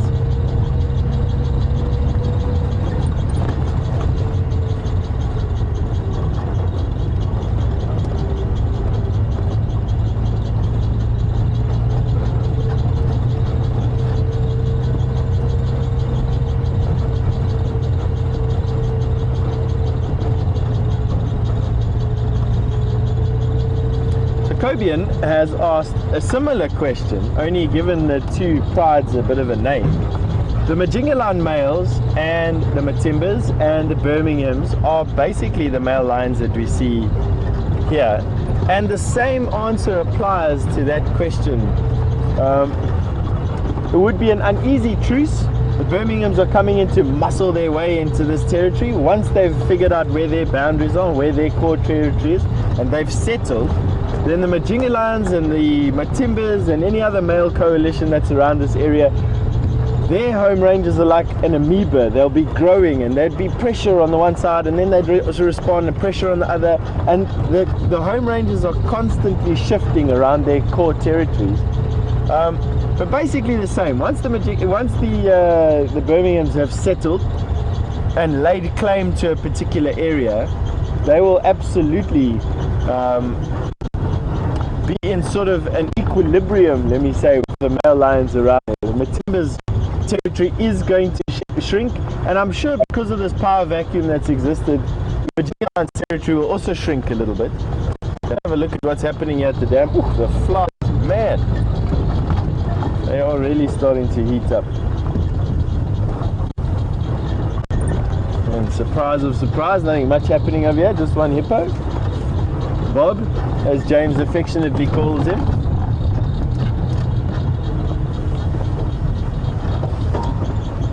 Have a quick look at Bob, see if nothing is hanging around here that isn't at first glance apparent.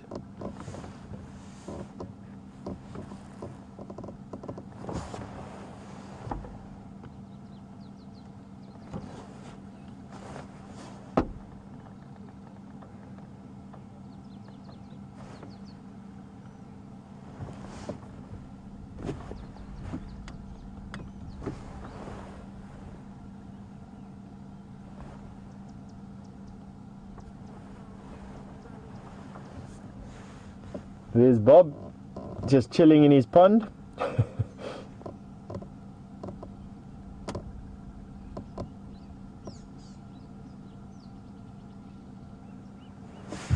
I can say that, you know, it always amazes me the fact that these hippo, he is a male hippo. Female hippo definitely won't be alone in ponds like this.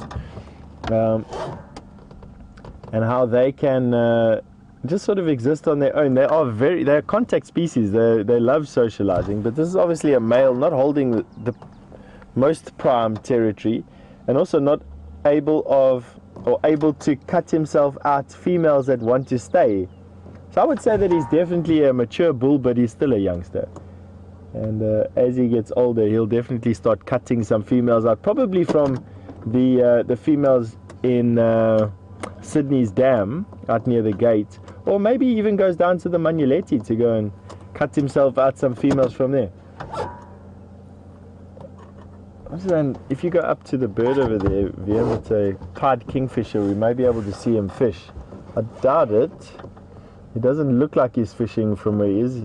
It's a kingfisher that likes to hover, which of course opens up another topic for me to discuss, is stratification. It's a word that I really enjoy because we really get to see it so often. So most kingfishers hawk from a perch. They sit on a branch and they will hawk from a branch to a place to pick up prey and back to their branch again. Obviously, the bigger you are, the bigger the fish that you can grab from that particular perch, but you're still limited to the fringes of any water body. These pied kingfishers have managed to get over that difficulty. Not only are they quite big, which allows them to feed on quite a wide range of fish, but they can hover over water bodies, which allows them to go and fish near the middle of channels, and in wide stretches of water you see these kingfishers busy hovering. They really are an amazing bird to watch. Very clever in my opinion. A kingfisher that sort of thinks out of the box, for lack of a better word. Now this one's just preening itself. Might have already had breakfast. It looks like it's got that sort of wettish look, like he's been fishing all along.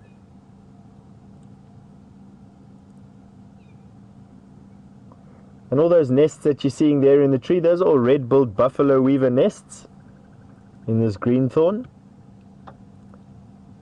Red-billed buffalo weaver are one of only 3 buffalo weavers, or only 3 weaver species at least, in the subcontinent here that actually build communal nests.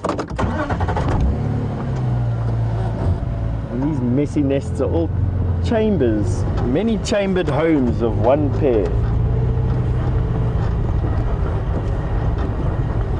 Alrighty, let's carry on. I really am starting to feel like I need to get back to that area where we had those fresh leopard tracks and see what's happening over there.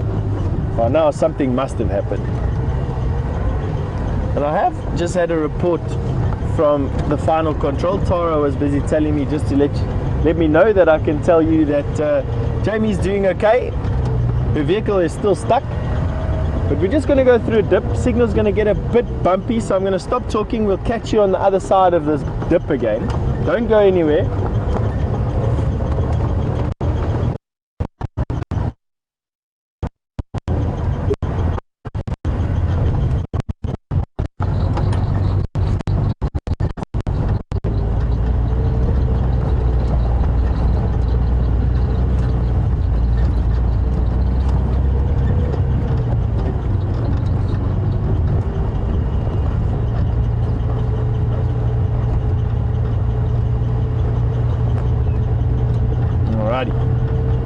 So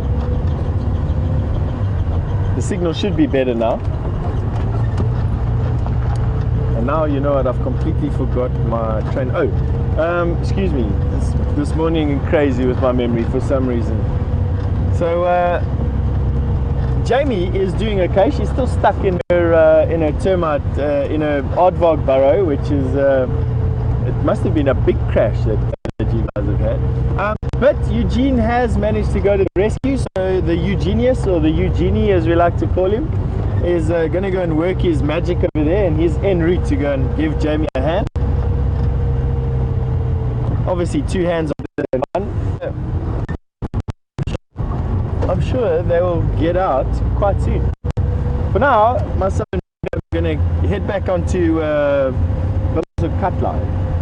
And we are going to go back to the area where we last had that very, well, at the time it was very fresh male tracks. And we've been switching off the car periodically. These flies, man, they are really starting to get me going.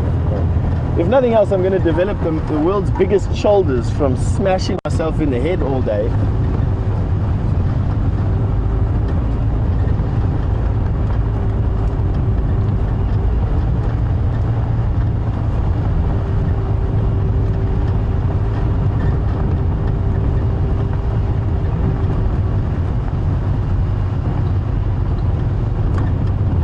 Diana in Northwest England has just made a comment. Shows you how quick this interactiveness of this system that we have, how wonderful. Diana, that I get to speak to you all the way from Juma Private Game Reserve to Northwest England. You've just said, isn't there some herbal remedy like lemon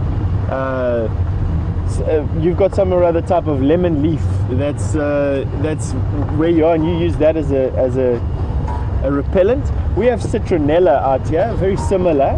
It, however, doesn't grow where we are at the moment. So the only thing that I have used to any great success is elephant dung, and we used it last night. I actually debuted my smoker. Here it is over here, and it's almost coming to the point where I need to use it again. It's a bit full of ash. I just want to empty out the ash a little bit, and then ask VM, do you have your lighter on you? You don't?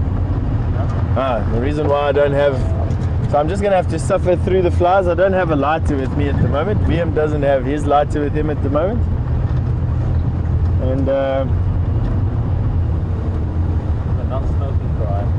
this is the reason, yeah, we have a non-smoking policy on my game drive vehicles.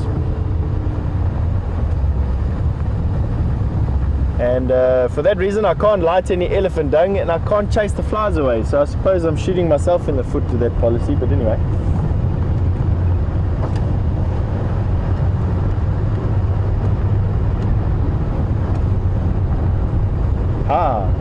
And it looks like Eugene has managed to work his magic, or Jamie managed to get out of the hole on her own. She's going to be able to give you an update on that big crash now. She's ready for a link, and I'm sure has got quite a lot to tell you. So we're going to go back into the area with that leopard. We'll give you an update as soon as we can. Stay tuned.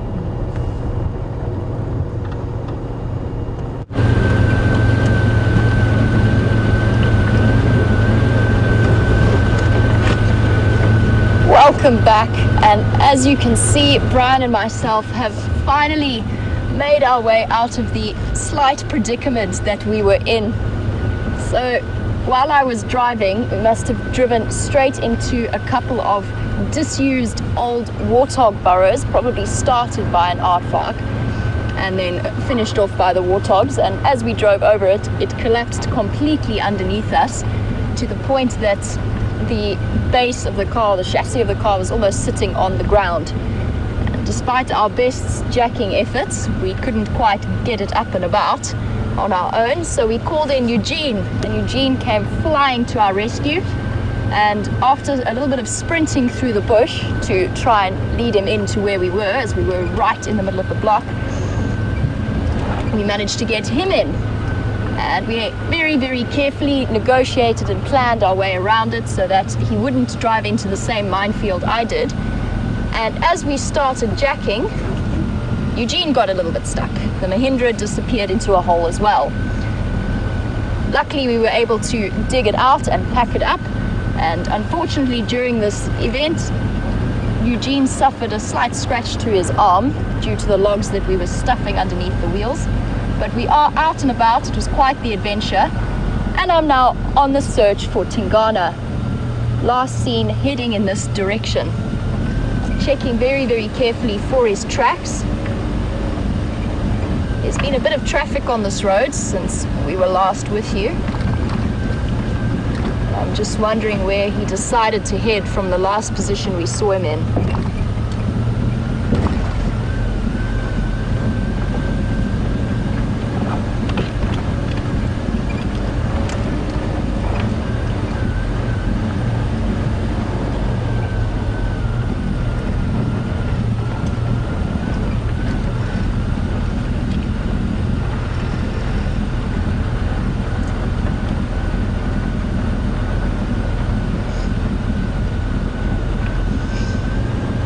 And before we disappeared into the realms of Warthog Underground world, we were lucky enough to witness Tingana doing that rasping, sawing sound that they do, that leopards do.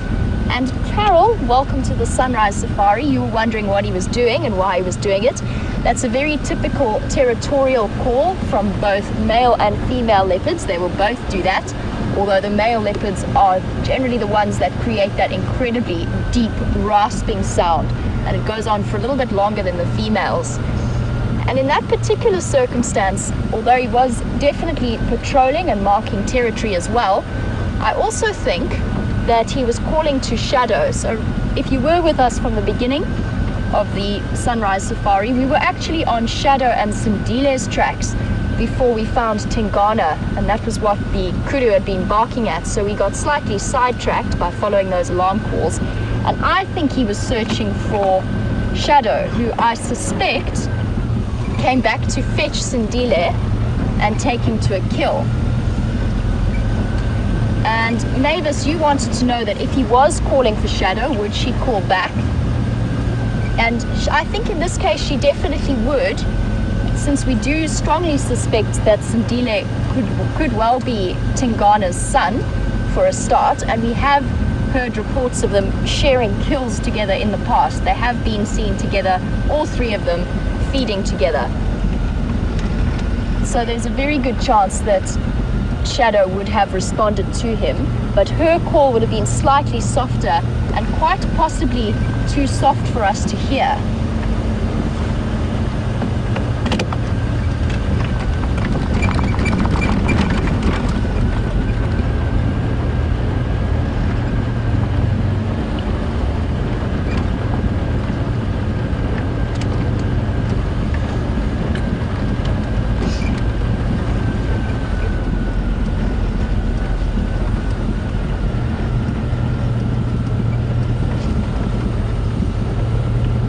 I mentioned that Tingana could well be Sindile's father, and I know Zeus and George were a little bit worried about whether or not Tingana would pose any kind of threat to Sindile, and Sherry was wondering if he would recognize him as his own offspring. There's a very clever tactic that female leopards use.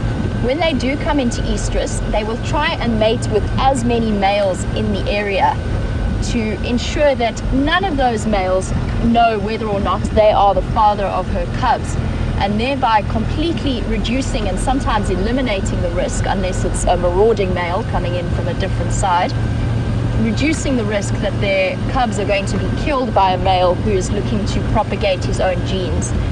In this case, Tingana wouldn't necessarily recognize Sindile as his cub, but he would know that he mated with Shadow. So he would recognize and know that he mated with a female in this area and that she would have had cubs, and he would automatically take on the assumption that the cub is his. Now, I'm not sure how often this works out for the female leopards. I know it's a fairly successful technique. I couldn't give you exact percentages, but the males will definitely be more inclined to look after the youngsters. In this particular case, we know for certain that Shadow's method was successful, regardless of whether or not Tingana is Sindile's father, and there is a very strong possibility that he is. Completely disregarding that fact, we have heard of them sharing a space and sharing a kill together, and that was a couple of weeks ago on Hoffman's property just south of our boundaries. So Tingana definitely has been fooled, or maybe not, maybe Sindile is his offspring, but either way he believes Sindile to be his cub, and so he has taken it on board that he will, and it's assumed that he will not in any way be a threat to Sindile. Now, I'm almost certain that that is what Tingana was doing. He was looking for Shadow. He scent marked a lot in the area, and then he moved through and had a very, very good sniff around, and he was quite clearly looking for her. And I know that we must have just missed Shadow and Sindile crossing.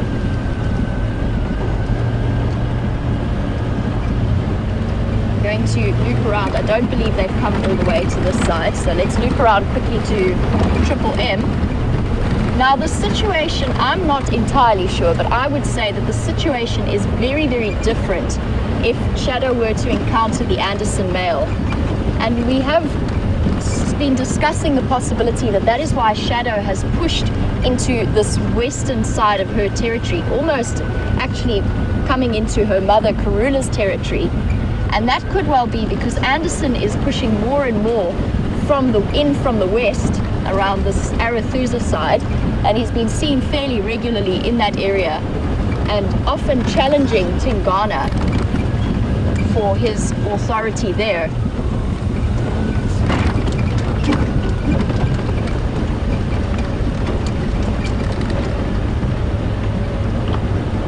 think that Sindile would be much more under threat by the Anderson male.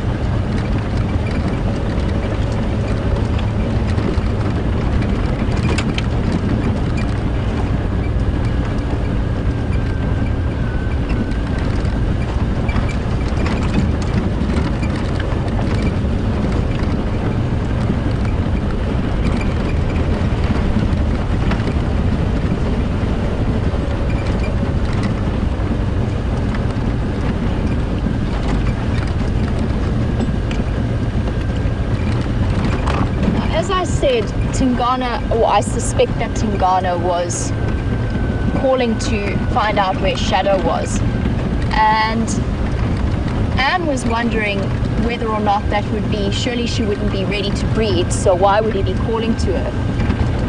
And she definitely wouldn't be ready to breed. Sindile is not yet old enough. It will have to wait for probably another 6 months to a year before she comes back into estrus. But he's still associating with the various females within his territory and checking up on them every now and again. And although leopards are not social creatures, it's not unheard of for the males and females to encounter each other as they move through territories and maybe spend a little bit of time with each other, regardless of whether or not they're breeding.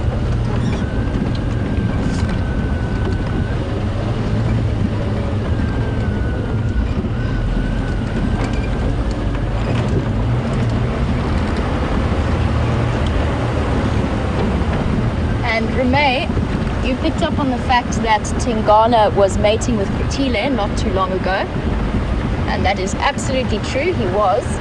Unfortunately, we didn't get to find them, but we did see him towards the end of that period as he was moving through and just warning the Anderson male away from his lady friend. But that's not unheard of for leopards to move off as soon as the female is finished mating, or they've finished mating, which they would have done by now. So he's left Kutile, I'm not sure where she's gone, and he's moved on.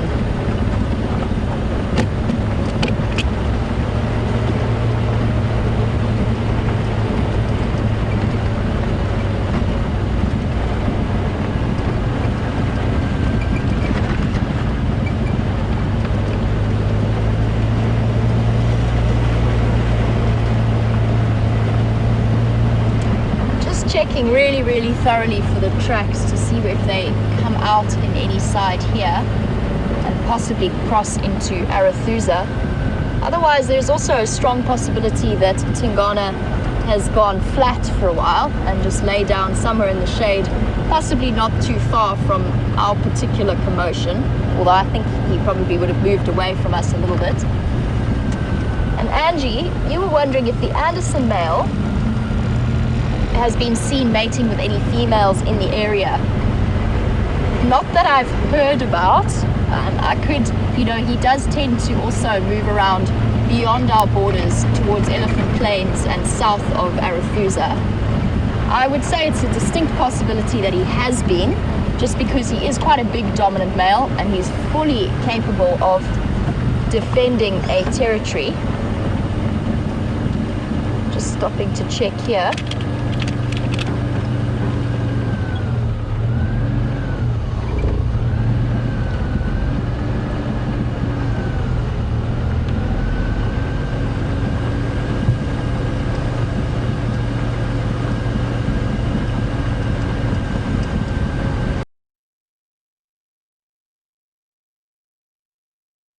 That the area that he is in at the moment, or that he has been patrolling in, is where Salayesh, or for those of you who don't know who that is, she's a female leopard who's dominant in the Simbambili Elephant Plains area, who has a very young cub. So he definitely doesn't have a mating opportunity with her.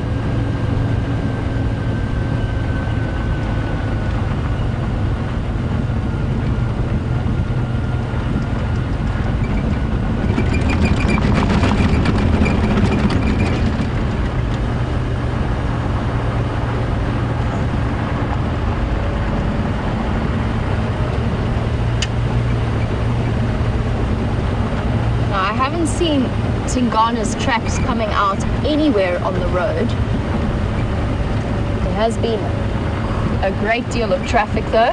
I did hear a report from one of the guides that she'd found Shadow and Sindile's tracks crossing into Arathusa, but I still don't see Tingana's tracks coming out on this side.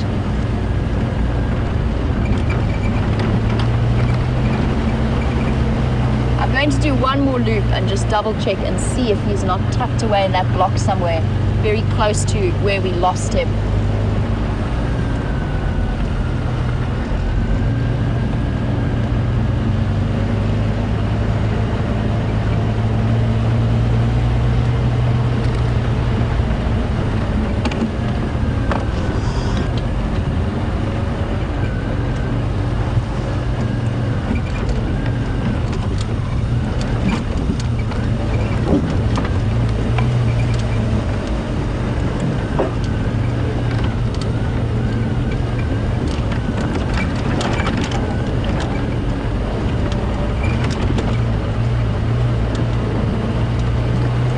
I must say that our digging experiences have certainly warmed me up considerably after our chilly start to the morning.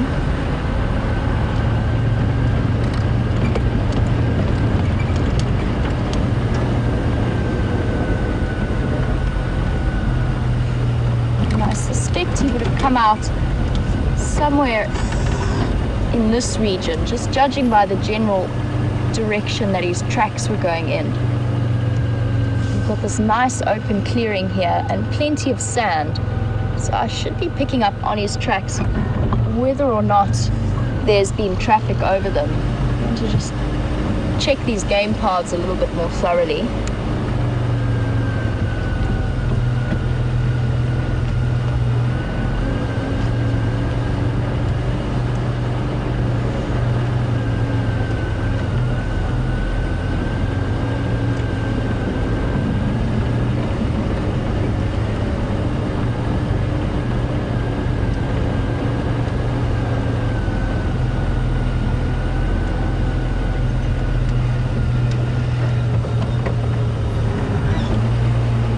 Long shot, but I want to just go and investigate that termite mound with a tree. It is definitely a long shot.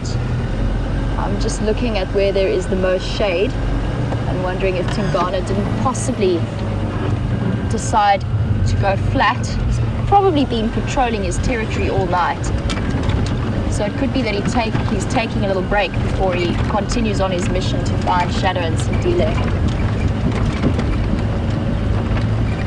Definitely a long shot, but let's have a look.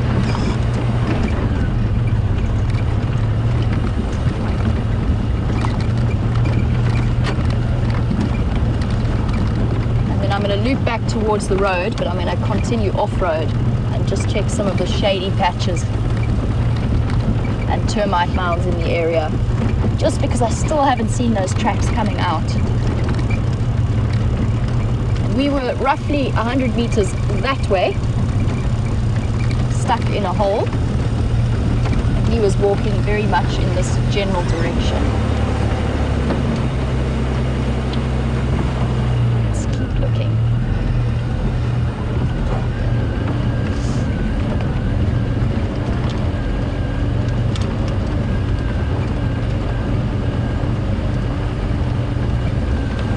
Let's not get stuck in that hole. I've had enough of holes for the morning.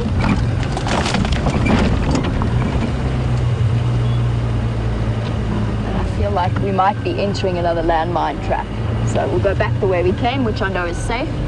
I'm feeling a little bit like erring on the side of avoiding the holes.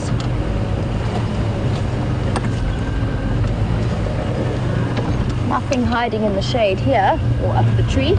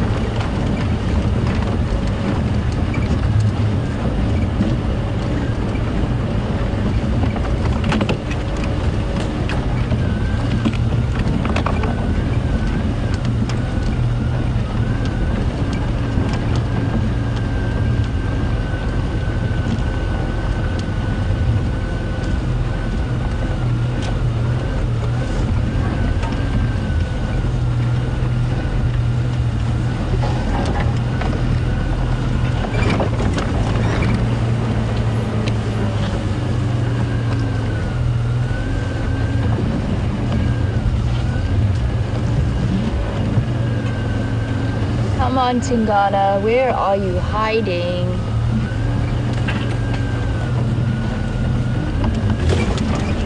And we've been chatting about the Anderson male and the various dominant males in this area. And both Blair and John seem to agree that the last time that the Anderson male was seen mating was with that Salayesh female from Elephant Plains. Just going to check this last term I found. And that they suspected that the litter of cubs had been lost. And I know that Salayesh does have, that's sort of how we pronounce it with the X. It's spelled sort of Saliex, if you want to read it literally. But I know that Salayesh does have a cub now. I'm not sure if it's a male or a female. I think it is around the age of 3 months old, but I could be wrong. Obviously, I've never seen her. She tends to move through Elephant Plains more regularly.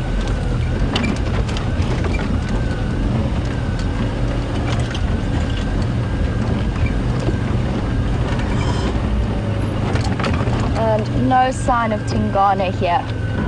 Might be time to expand our search onto Arathusa.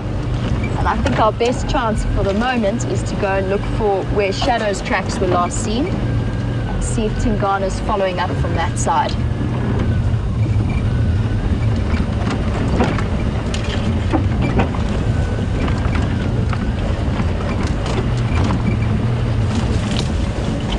No more holes, please. No more holes.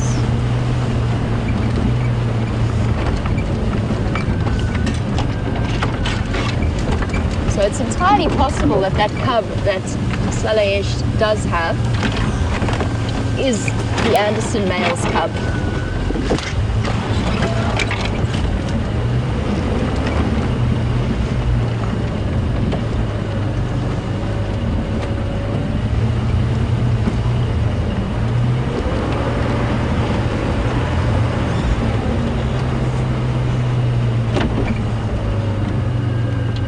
Sorry, Jigger. I know you've had a hard morning.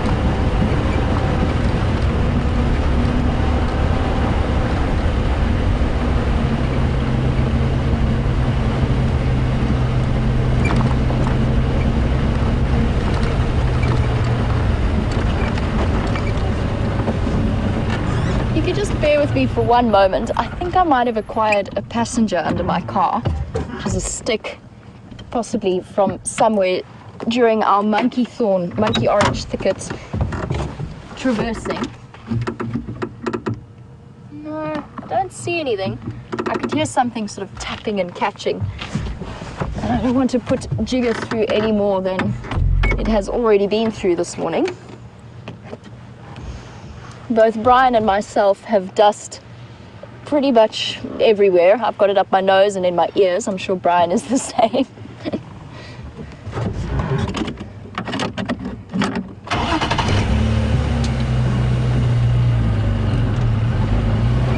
Now we have to make a decision between checking, which I've done thoroughly, and moving fairly quickly. And I think I'm going to try and move very, very rapidly down and across and then up through the block. I hope that we get lucky. I'm also going to switch my radio onto Arathusa channel.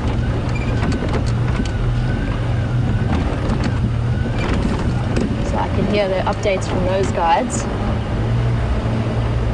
Now we're kind of equidistant between two roads where Shadow's tracks were seen crossing into Arathusa. So let's loop around this side.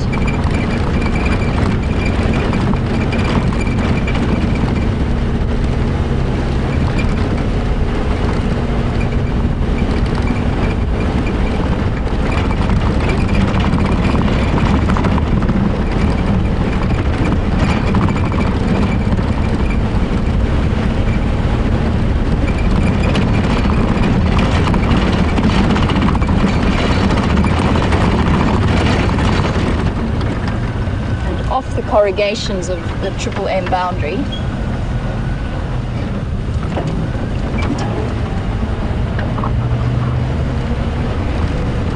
One good thing about coming into Arethusa now is that I generally don't need to have a map with me at all times.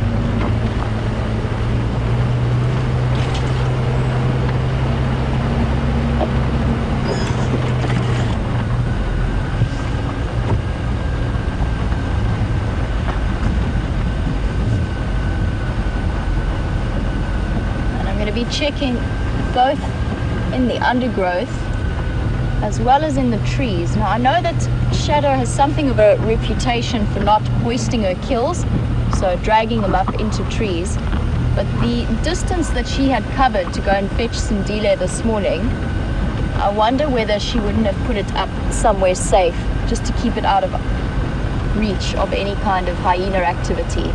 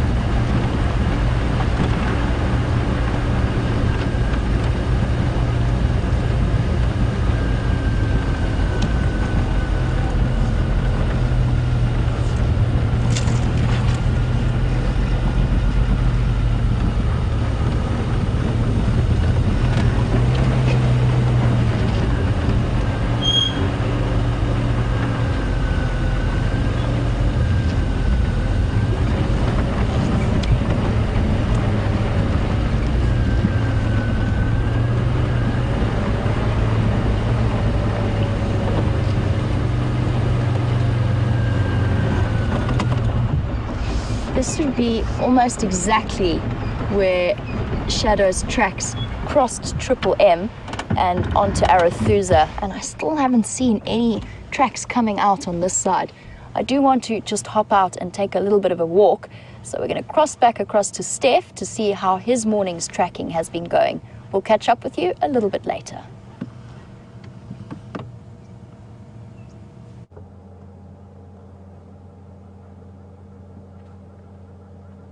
Well, we've now figured out why those monkeys weren't going to call and why the Nyala and everything were not going to give us an alarm call. Is this male leopard literally has just gone parallel to his original course of action. I'm going to show you his tracks. It's taken myself and VM since we last saw you now to decipher, but we've got fresh tracks of a male leopard heading down this road, and I'm going to try and show you what we're busy looking at.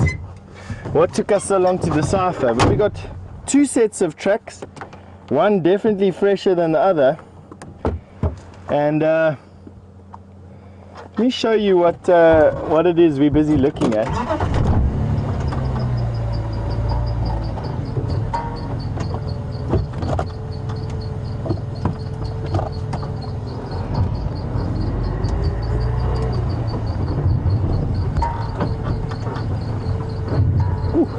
The flies have been crazy. I've actually marked the tracks here for you, so you can follow. Just in front of the scratch mark is the track.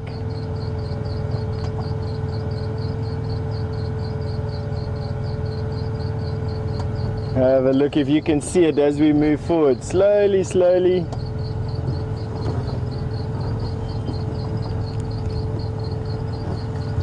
These are some of the clearer ones that we are looking at.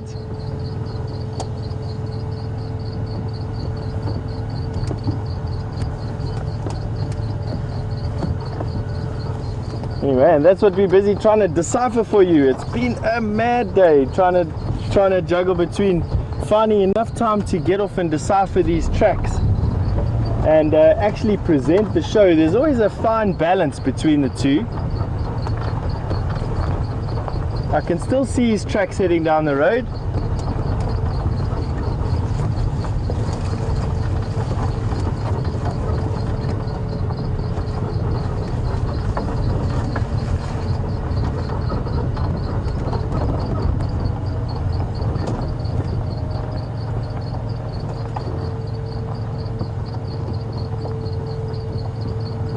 So the trick here is going to be deciding whether or not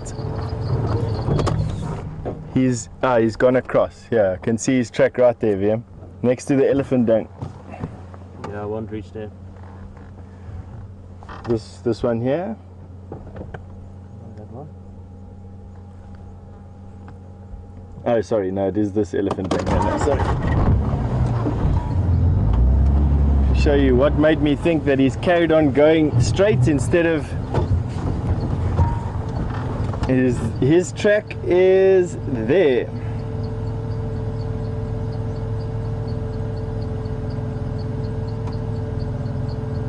Doesn't look like much, but that's a male leopard track heading down the road. That's enough of a clue for us to carry on going. Oh, stalling the car. Flies messing with my mojo.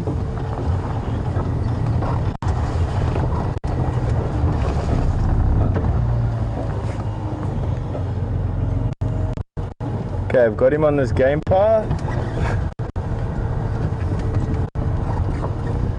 See if we can pick up his tracks again here.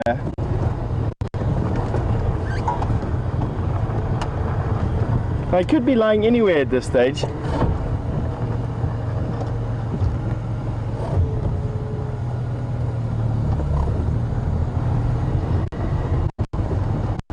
Just making 100% sure that he's actually not crossing out onto any of these game paths that we got going over here. These tracks have been difficult substrate, not the easiest to track a male leopard in. And he did lead us on a bit of a goose chase down that drainage line for a bit. He must have caught the scent of something. Okay, so as we come up here, another quick look to see if we can see his tracks.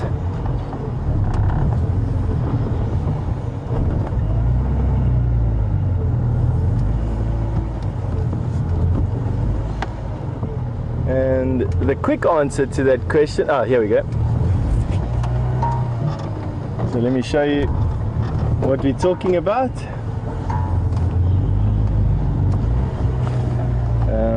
Here we go, Vim. So the stick is your marker. There. I go this way, sorry, left. Here we go. Oh, hang on, wait. Bring left a bit more. In the middle of your screen. There, let me just bring my finger down. There we go. That's the leopard track.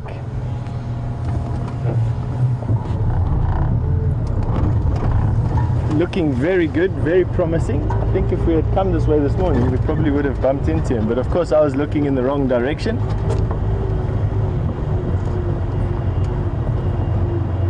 Not too much a problem. As I say, I have this bio-exclusive zone around my car when it comes down to leopards. If you see a leopard with me that I've actually managed to track and find, it's definitely cause to bring out the champagne, that's for sure.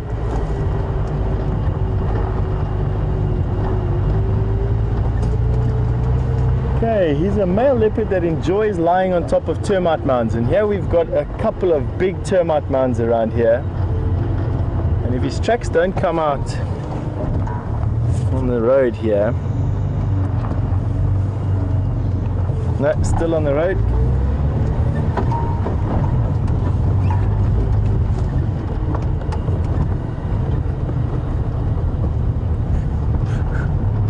Oh, these flies are just insane today.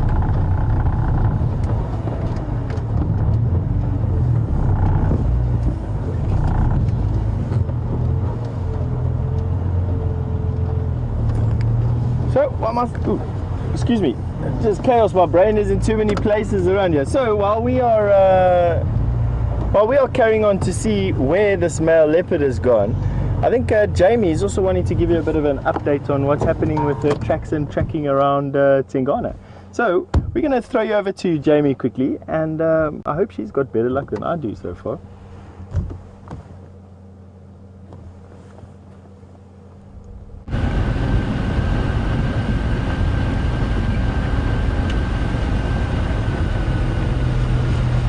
Welcome back, and from hot leopard tracks to not so hot leopard tracks. I still haven't managed to locate where shadows come through on this side. We are right on our northern boundary of Arathusa. I'm going to have to cross back onto Triple M again, and still no sign of these elusive leopards. It's absolutely phenomenal how you can see a leopard, know it's there, and then it disappears for a couple of minutes and it's completely vanished. And that's partly to do with the fact that the way that leopards move can be so unpredictable, the way that they bob and weave in between the bushes.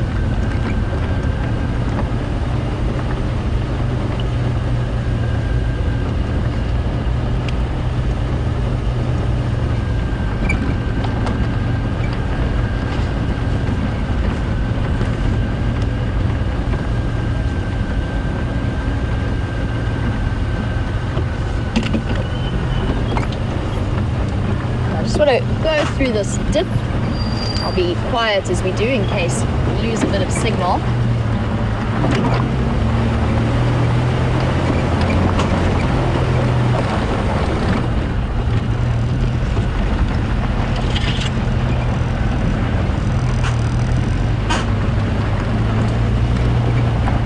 Poor jigger. Here is springs creaking.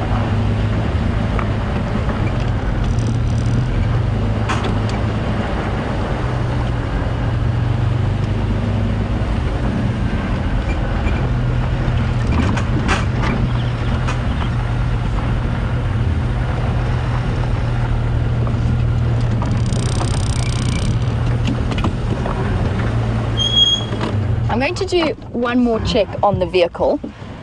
It is making some funny creaking sounds, but while I do that, Tony in Holland was wondering about the survival rates of leopard cubs. Bear with me 1 second, I will be with that question in just a moment. Okay, there's nothing that's going to do any permanent damage, but our springs just popped out. We'll have to jack the car up again when we get home and make sure that it's up and ready and running by this afternoon's sunset safari. Just need to jack it up and push the spring back into place. That was the wheel that found the hole, so to speak. And back to Tony's question. Now, the question was to do with the gender of the various leopard cubs that we see in this area. And while they've been watching this amazing show, they were saying that, sorry, just thought I saw a leopard track, but I think I've just got leopards on the brain. They've seen more male cubs than female cubs. And typically the survival rate for leopard cubs at any age is pretty much the same, regardless of gender. So when they're young, they have a very high mortality rate. It's a hard life for a female leopard raising cubs in this area. And they've got their work cut out for them between the lions and the hyenas, and even buffalo, if they find hidden leopard cubs, will set out to kill them. So the mortality rate for young cubs is about the same. But in fact, the mortality rate once they reach a year to 2 years old is higher for male leopards. So the fact that we've only really seen male leopard cubs around over the past few months is just because that is how it's worked out. It's just a coincidence. And Sindile is reaching a very, very important time of his life now. He's going to have to be incredibly careful, especially as he starts to gain more and more independence from mum. And he will stay with her a lot longer than female cubs normally would. He'll stay in her area, learning to hunt and gaining that little bit of independence, and then move on from there. But once he does move away from her, his life gets a lot riskier, as he's got to fight for and find his own territory.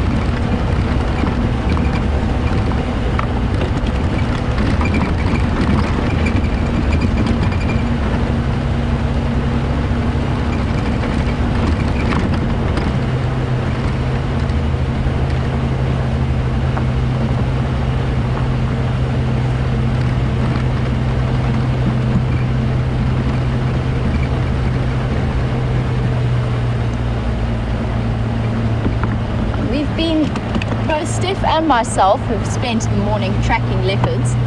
We got very, very lucky when we found Tingana, because we were in fact tracking Sindile and Shadow, so a male cub and his female mother. And Rochelle from the UK was wondering how it is we tell the difference between male and female tracks. Now typically it is generally entirely size based. So female tracks are really, really quite small. They're about this big. Really, really small. Oh, corrugations on the road. Let's get away from these.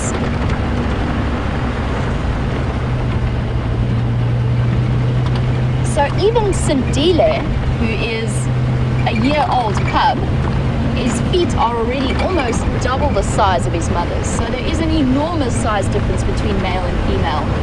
But I have heard of females, one or two exceptions to that rule, females that have absolutely enormous feet, almost as big as a male.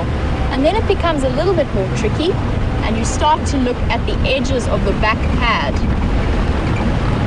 So for males, they have right at the base where the back pad joins to those three lobes that are typical of leopards or big cats. Right at the base, females have a very, very angular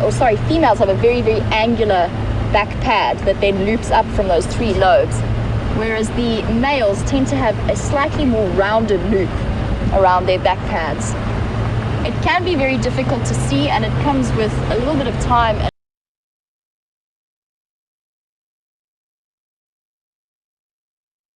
Come in completely fresh this morning. If I'd never worked on Juma before, if I'd never watched the show, and I'd come in and I'd seen those tracks of Shadow and Sindile, I might even have been fooled into thinking that Shadow was walking with an older male, just because Sindile's tracks are absolutely enormous. He's really, really got big, big feet now.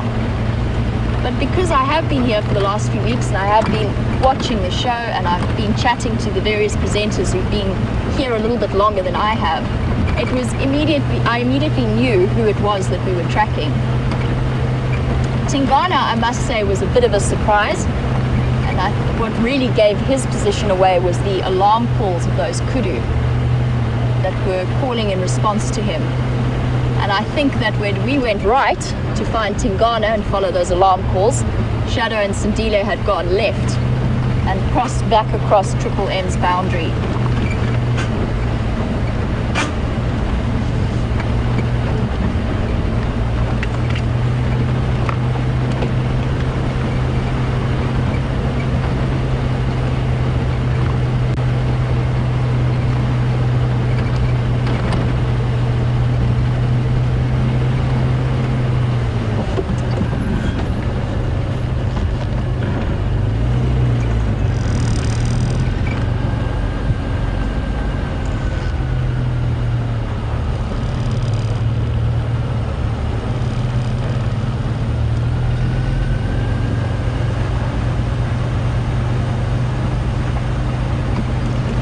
We've got some great feedback from our exciting experience. I'm going to use the word exciting, and I use it actually completely truthfully. It has been a learning curve, and we've got some exciting feedback from that particular experience.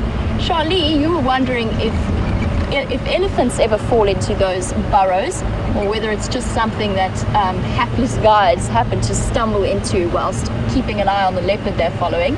And yes, they definitely would. I think that elephants are pretty smart for the most part.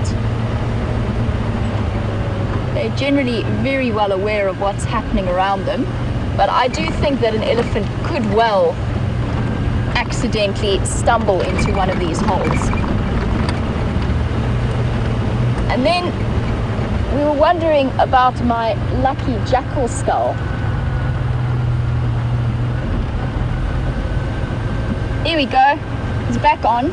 Maybe you're right, maybe it was because I didn't have my mascot on board that we fell into a patch of bad luck.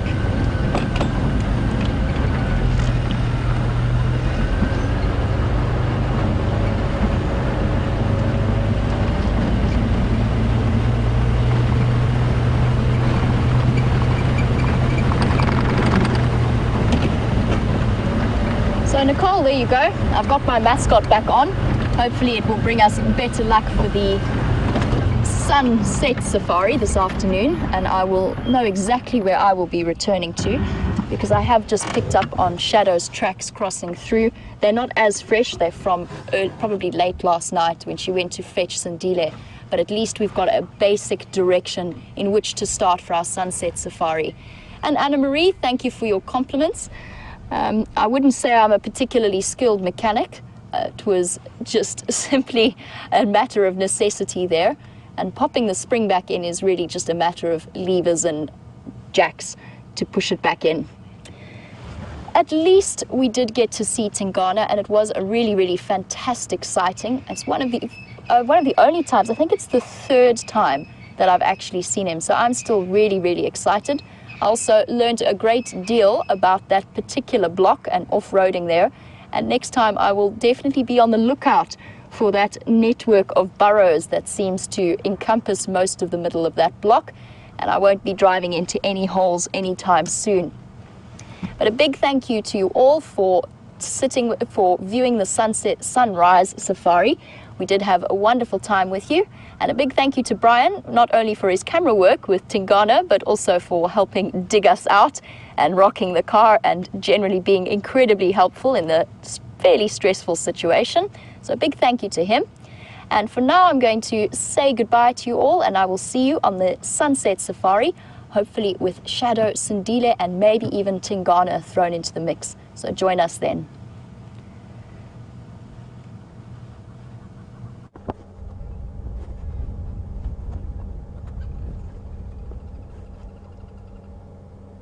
And this is the last area where we've had some tracks of this big male leopard that we've been tracking this morning, myself and VM. We've unfortunately run out of time, but myself and VM are going to carry on tracking this guy for a little bit longer just to see where he goes for this afternoon safari.